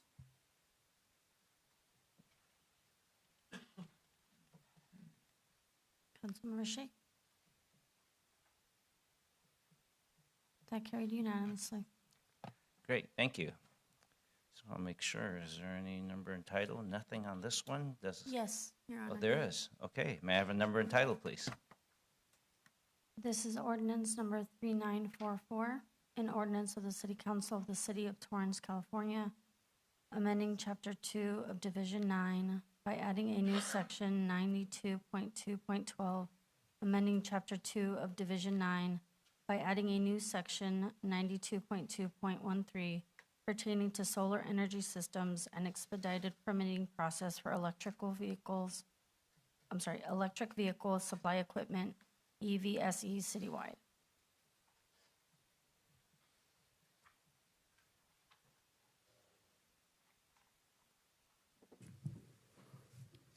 I move that we go with the recommendations of the Planning Commission and Community Development Director, that we determine that the project exempt from California Environmental Quality Act, adopt an ordinance 3944, and also approve an ordinance for summary for publication. Second. Start voting, please. That motion carried unanimously. I'm looking at my colleagues to see if anyone needs a break, or do we press? Press? Okay, we will press. Moving on to administrative matters. Item 10A from the city manager. Is there a staff presentation? Just brief comments, Your Honor. Adam Chaparian, City Manager. Item 10A is from the City Manager recommendation, the appointment of Mr. Ian Daly to the position of Finance Director. As we make this important transition in our Finance Department's leadership, I'd like to take a moment to recognize and thank our current Finance Director, Sheila Poisan, for exceptional service to the City of Torrance. Mind you, 4 years ago when I recommended Council appoint Sheila, I wasn't wearing glasses. During Sheila's tenure, Sheila guided our finances through one of the most challenging periods in recent history. With COVID-19 pandemic, her steady leadership and financial acumen were instrumental in maintaining our fiscal stability. Sheila worked tirelessly with all city departments to ensure vital services continued uninterrupted, even as we face unprecedented challenges. Sheila supported numerous organizational restructuring efforts to optimize our operations and maximize efficiency. Perhaps most notably, she played a crucial role in rebuilding our city's reserves, making difficult but necessary decisions that strengthen Torrance's long-term financial health. Her collaborative approach and dedication to fiscal responsibility have left a lasting positive impact on our city. I look forward to working with Sheila as we leverage your expertise by supporting key citywide strategic initiatives. So thank you, Sheila, for your service, and I really appreciate your dedication.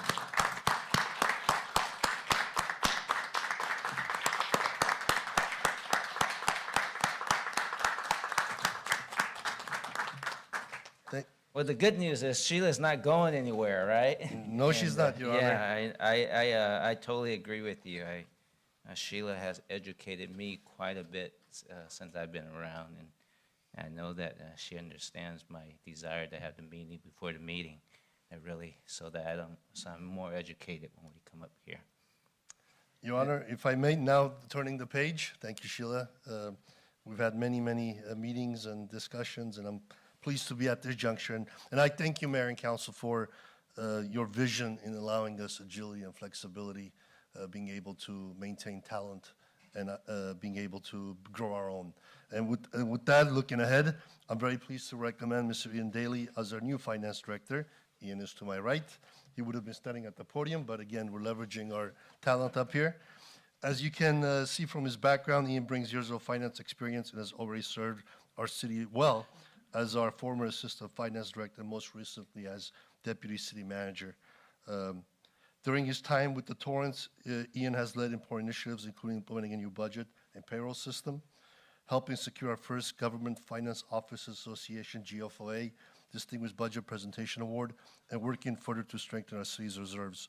His experience at the Lexington Public School District in Massachusetts and his early work in our transit department, you can see a pattern there, right? Because I came up from transit, have given Ian a well-rounded perspective on municipal operations.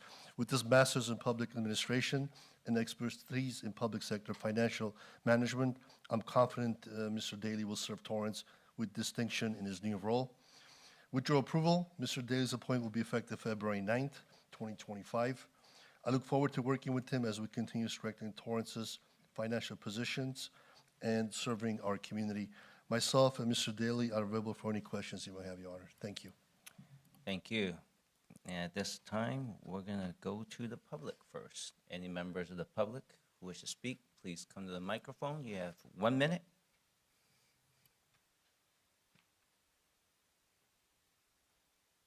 Hello. Last time, I was very surprised Mr. Daly's presentation about the big, what is that?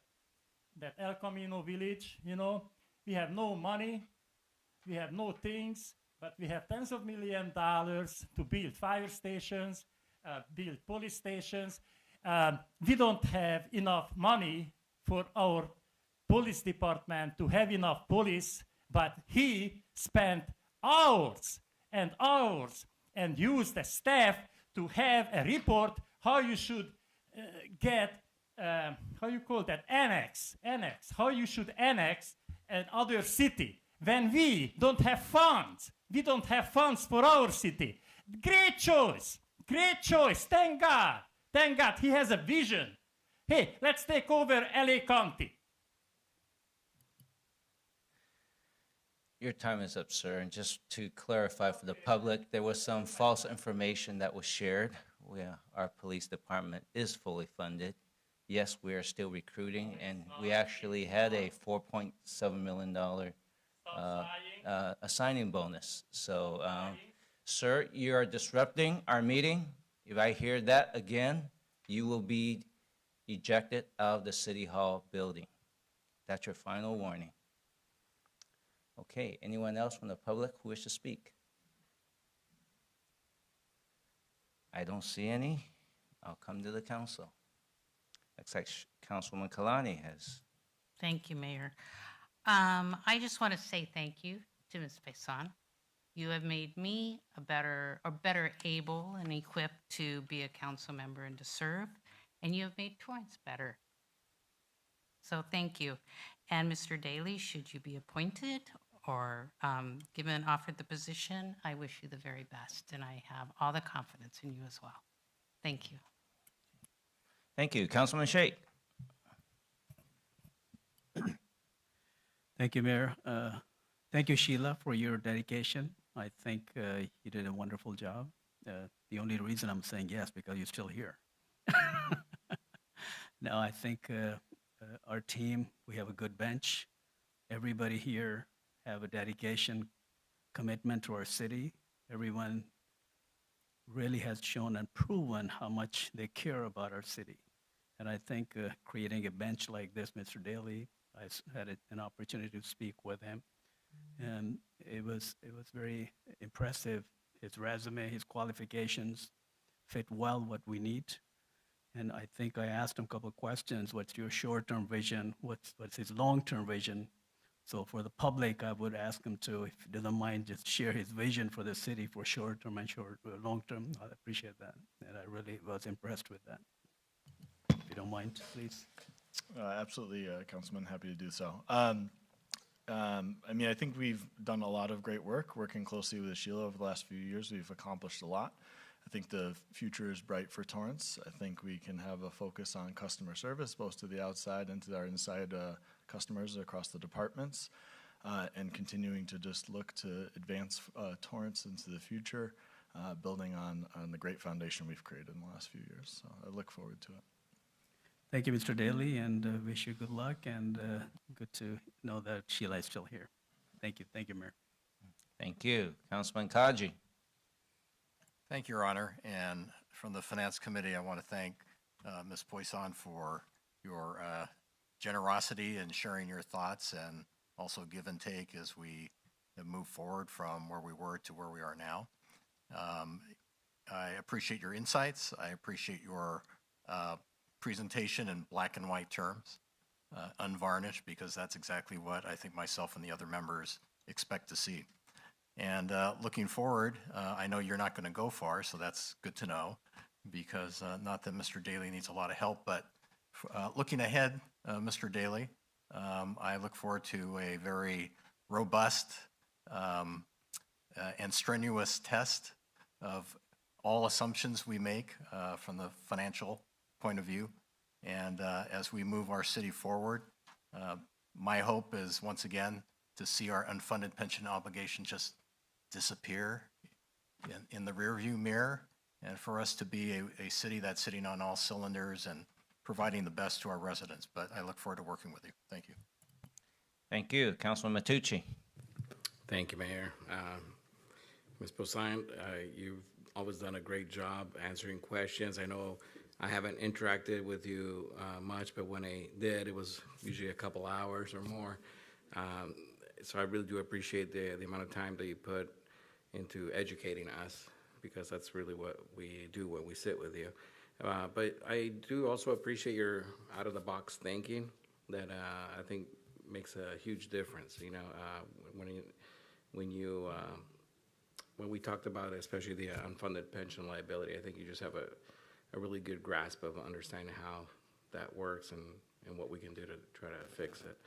And congratulations, Mr. Daly. I think it's big shoes to to fill in that position, but I'm just glad you're still going to be hanging around to help us out, you know, make a good team.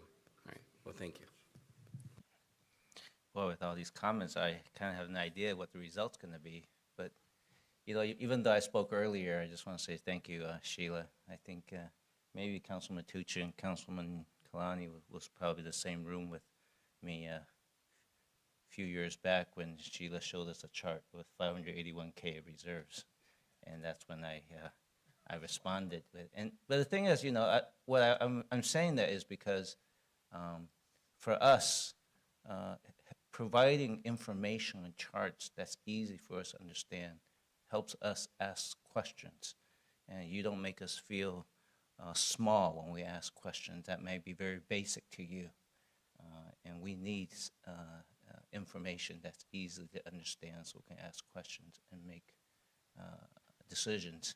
And I think there are often times, even when I go to Ian too, when Ian was the assistant finance director, and you guys kind of know how I operate. I just kind of walk downstairs and just asking whichever one of you has questions, and you guys are always very patient and explaining it in detail to me, so that I can walk away at least more informed than when I walked in. And I really appreciate the time and the patience, and I think what you do, and it's because finance is such a big deal for our city, right? Without revenue, nothing else matters. We want public safety, public safety, public safety. But if we don't get revenue, we can't fund them to protect our city. So I think it's such a critical part how everything is interconnected and dependent on each other. And having good information we understand helps us to make the best decision for our city. So I thank Sheila, I think Ian. Um, It sounds like, Sheila, did you want to say something? I was going back and forth because I've already cried 3 times making this announcement. But I think it is appropriate to say a quick thank you to the city manager and the city council. There were a lot of sentiments and comments about where we started and where we are now, but it doesn't come without the support of city council and, of course, the city manager and the executive team. The executive team and I have grown really close, and sometimes that's what happens when you're in an emergency and a crisis. You just have to get together. But I've learned so much from this team and the experience we've gone through.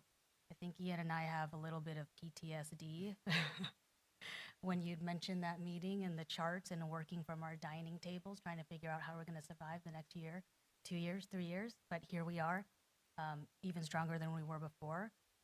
I also wanted to express gratitude for the opportunity to continue to serve. I wasn't sure whether or not I'd be able to have that opportunity. I know I made this personal decision to be able to have more time with my family. And it was unclear whether or not I'd have to leave, but I'm happy there is an opportunity to continue to support the team and the city as well. So like you said, I'm still here, just a few steps away. So if any of you need anything, I'm the same extension. I asked CIT already, 5854. Also, I'm a size 5.5 shoe. I'm pretty sure he can fill that. So Ian and I have worked very closely since 2020. I have no doubt in his ability, talent, and dedication to take us to the next level. We're in that phase now where we're not in survival mode anymore, and we're in improvement. Like you said, a better future. So I'm happy to know that we can continue to still work together. So again, thank you all for this opportunity and all the years of learning. Great. So before I ask for the vote, I just want to see if Mr. Daly, do you have any thoughts or comments you want to make? Because I kind of know how the vote's going to be, so I'm going to give you an opportunity if you want to say anything. Mayor and Council, I don't want to be presumptuous, but first and foremost, I'd like to thank City Manager Suparian and Assistant City Manager Santana for making this recommendation before your honorable body tonight. Sir, hang on, Ian. Sir, you are ejected from the City Council for disrupting our meeting. Please leave. You are disrupting with your noise while someone else is speaking. Sir, you are ejected from the City Council meeting. Out of this building.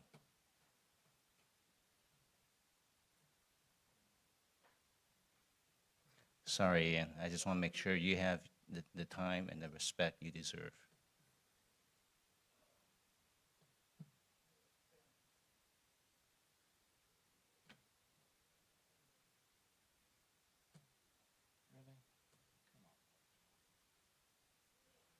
We'll see if he mans up.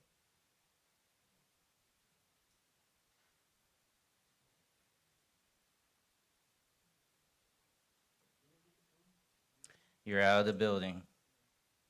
Okay, a little walk will help your circulation. Thank you, sir.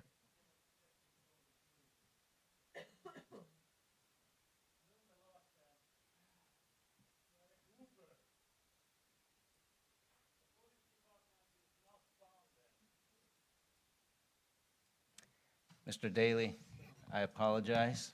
Go ahead. Thank you, Mayor and Council. As I was saying, I just would like to first and foremost thank City Manager Shaparian and Assistant City Manager Santana for their recommendation coming before your honorable body, and hopefully your affirmative vote to appoint me to Finance Director. I truly look forward to joining this great executive team as we continue to advance various strategic plan initiatives that will ultimately elevate the city of Torrance for generations to come. I'm sincerely appreciative for the opportunity and excited to hit the ground running in February as we develop the city's fiscal year 26 budget in the coming months. And so with that, I thank you all. Thank you. All right. I think we have a motion. We sure do. Thank you, Mayor. I'd like to motion to concur with the recommendation of the city manager that the city council appoint Mr. Ian Daly to the position of Director of Finance. I will second that. Start voting, please.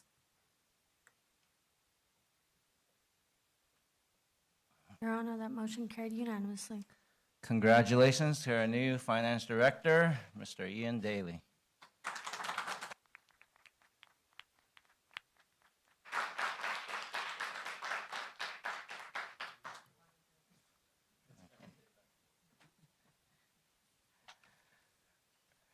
Okay, we're almost there.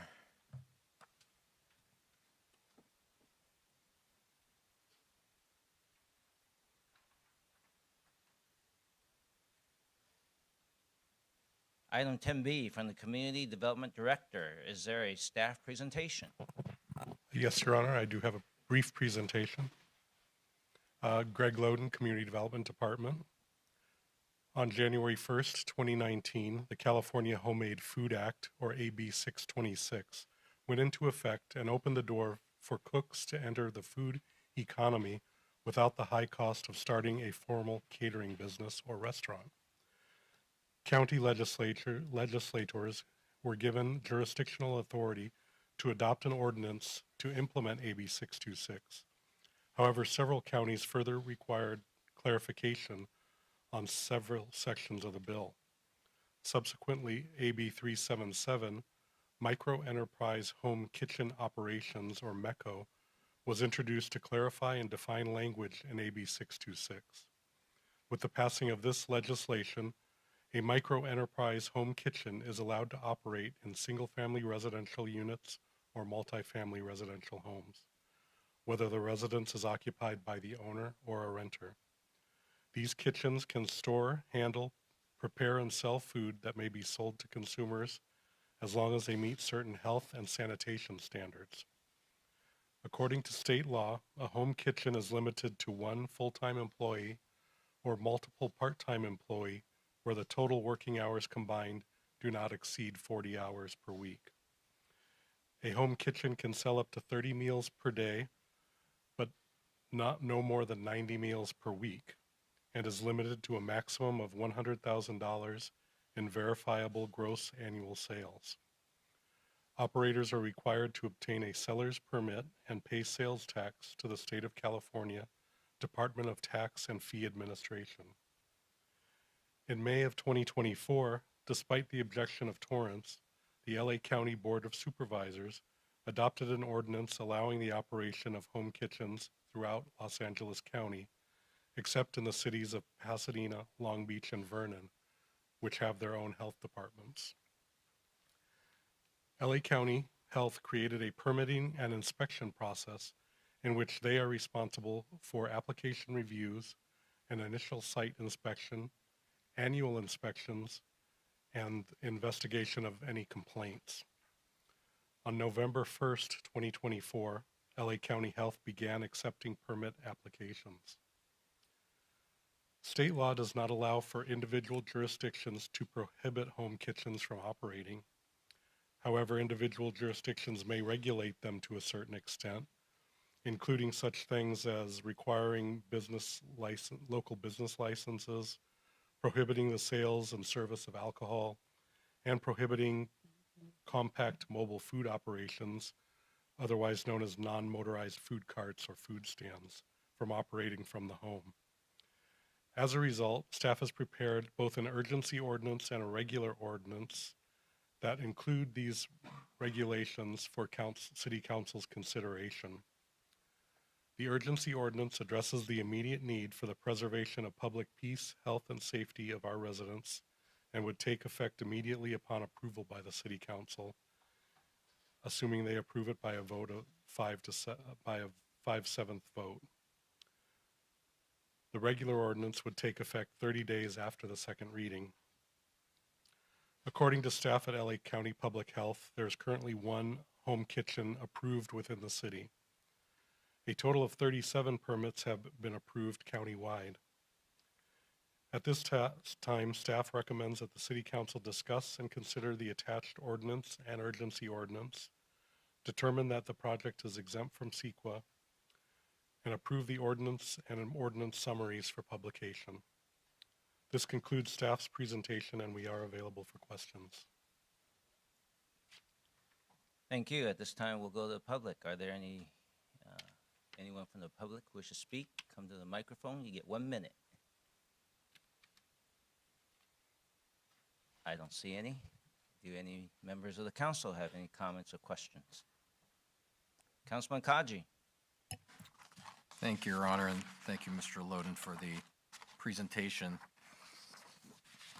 My concern, and I'm looking at the second page, the second paragraph, about the role of Los Angeles County Department of Public Health to provide oversight on this program, where it states that, excuse me, they'll have application review, initial site evaluations, 1 annual inspection, and complaint investigations.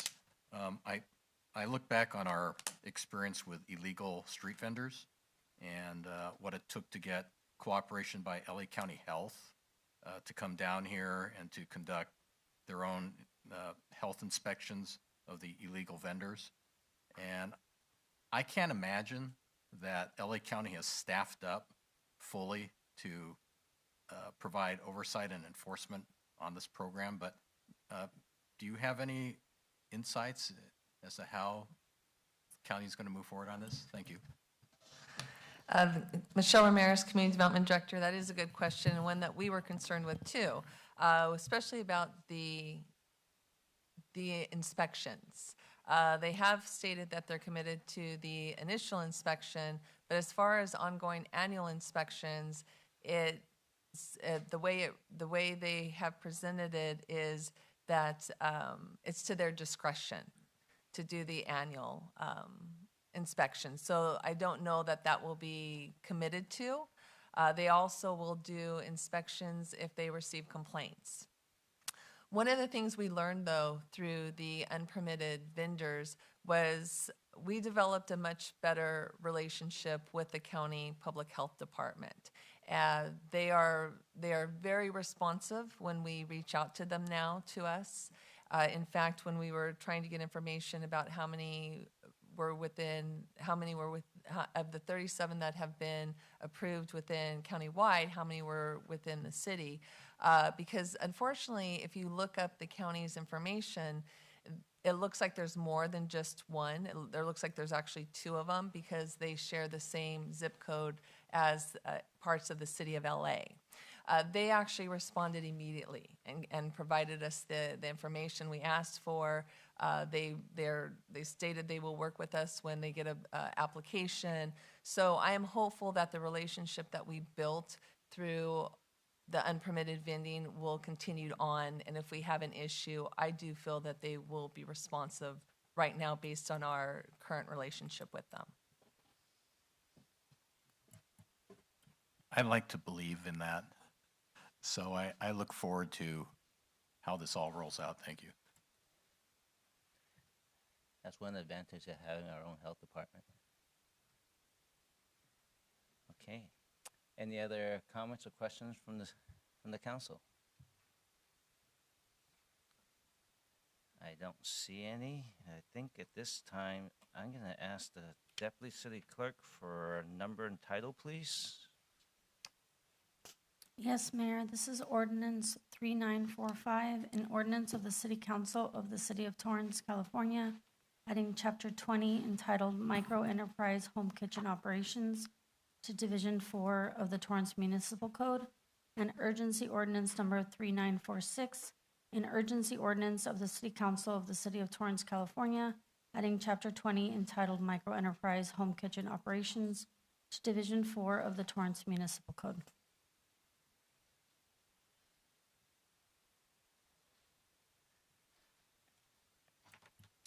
Motion to adopt ordinance 3945 and 3946. Second. Would that also include the ordinance summary? Yes, and please. The And the CEQA? Yes. Thank you. All of the items presented in this item, 10B. Thanks. Start voting, please.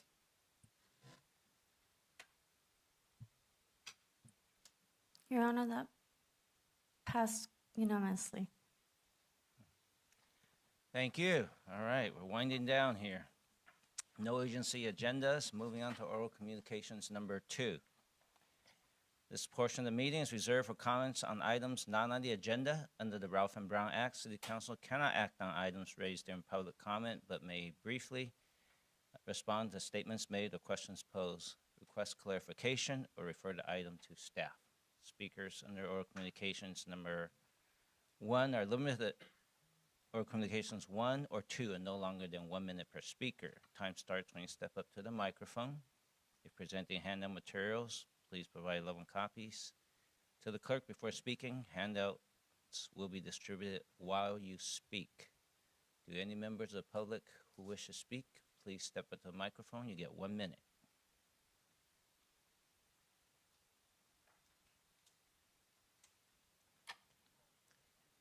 I thought so too. All right, so we will come to the council then. Okay, Councilman Matucci, are you ready? You're up first. All right, thank you, Mayor. I'm the first, this week. You know, I wanted to just basically say that I respect people's right to, you know, free speech and speak up. But when things are said that are not true, it worries me because, you know, such as, you know, the police department's not fully funded and stuff like that. So I really do invite the public to, you know, look at our website. There's Trending in Torrance is a great resource. We have our Torrance CA app, you know, My Torrance CA app, which is a great resource. And also the website, I believe, has all of our, you know, budget. You know, you can see that we are fully funded.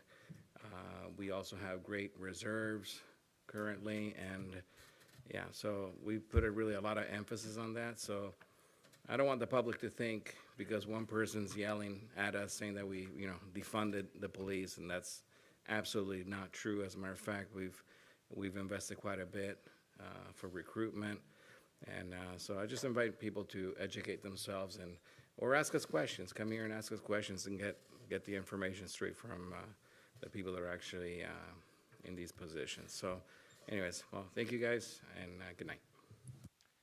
Thank you, Councilman Sheikh. Thank you, Mayor, and good night. Are you sure that's it? Are you It's sure? okay, it's okay. Are you sure? No, I was just teasing you. I was just teasing. Councilman Gerson. Thank you. Good night. Yes, I'm sure. Councilman Kaji.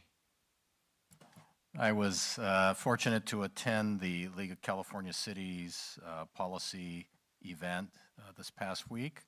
And I followed after Councilwoman Lewis had left the room, and but I found it very informative to meet with council members and mayors from around the state.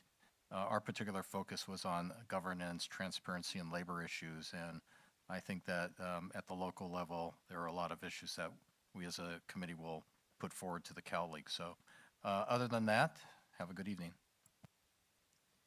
Thank you. Councilwoman Kalani. Thank you, Mayor. We've talked about it a lot, and I just wanted to reemphasize that we are truly fortunate to have such a heroic and compassionate first responder team in Torrance, and I just thank all of you for everything you do. You know, when a group of our team members go to assist, it puts additional burden on the ones left behind. So it's every single one of them, not just those that had to leave their family behind to serve. So I just am truly grateful for that.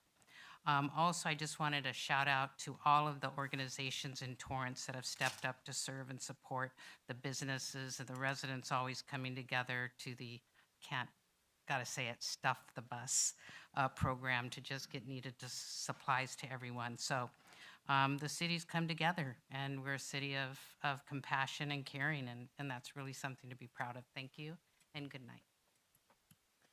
Thank you. Councilwoman Lewis.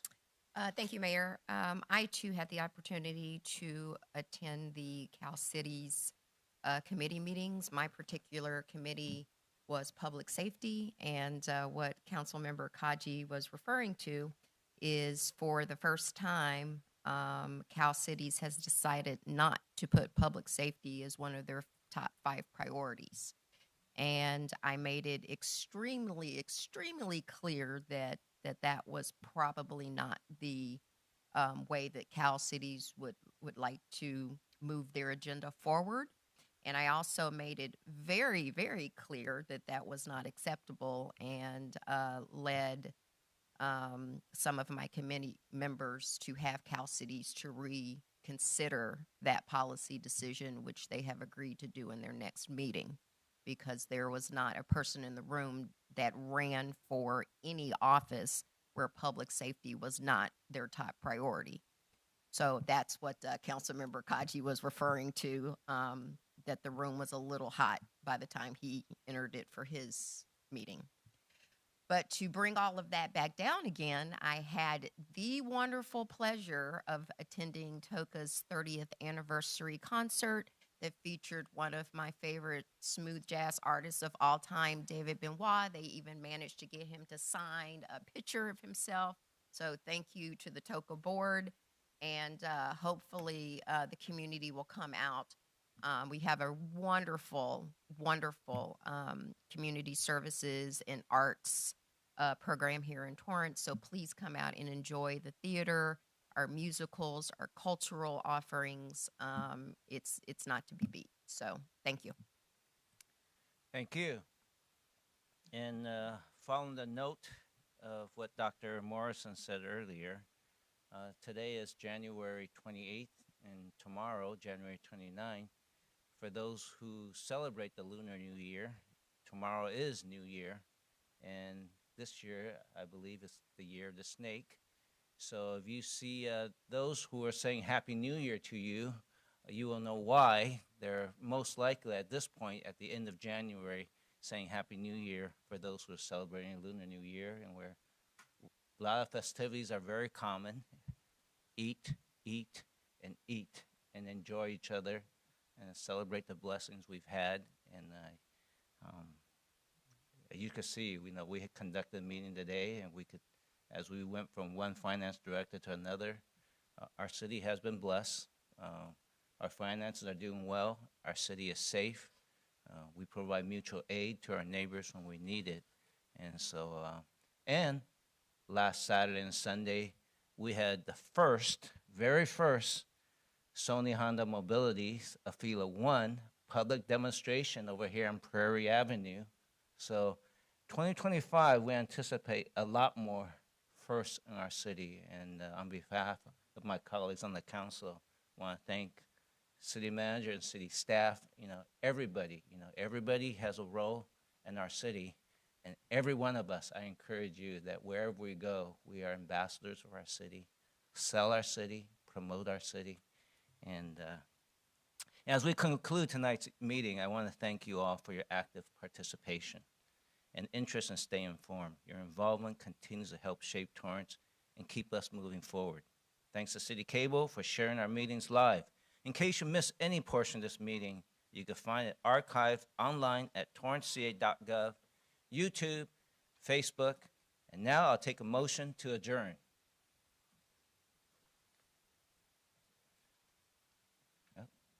I make a motion to adjourn this meeting. I want to stay longer. No, I'm kidding.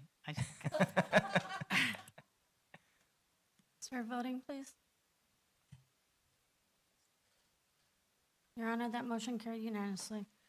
Thank you. It's 8:38. Good night.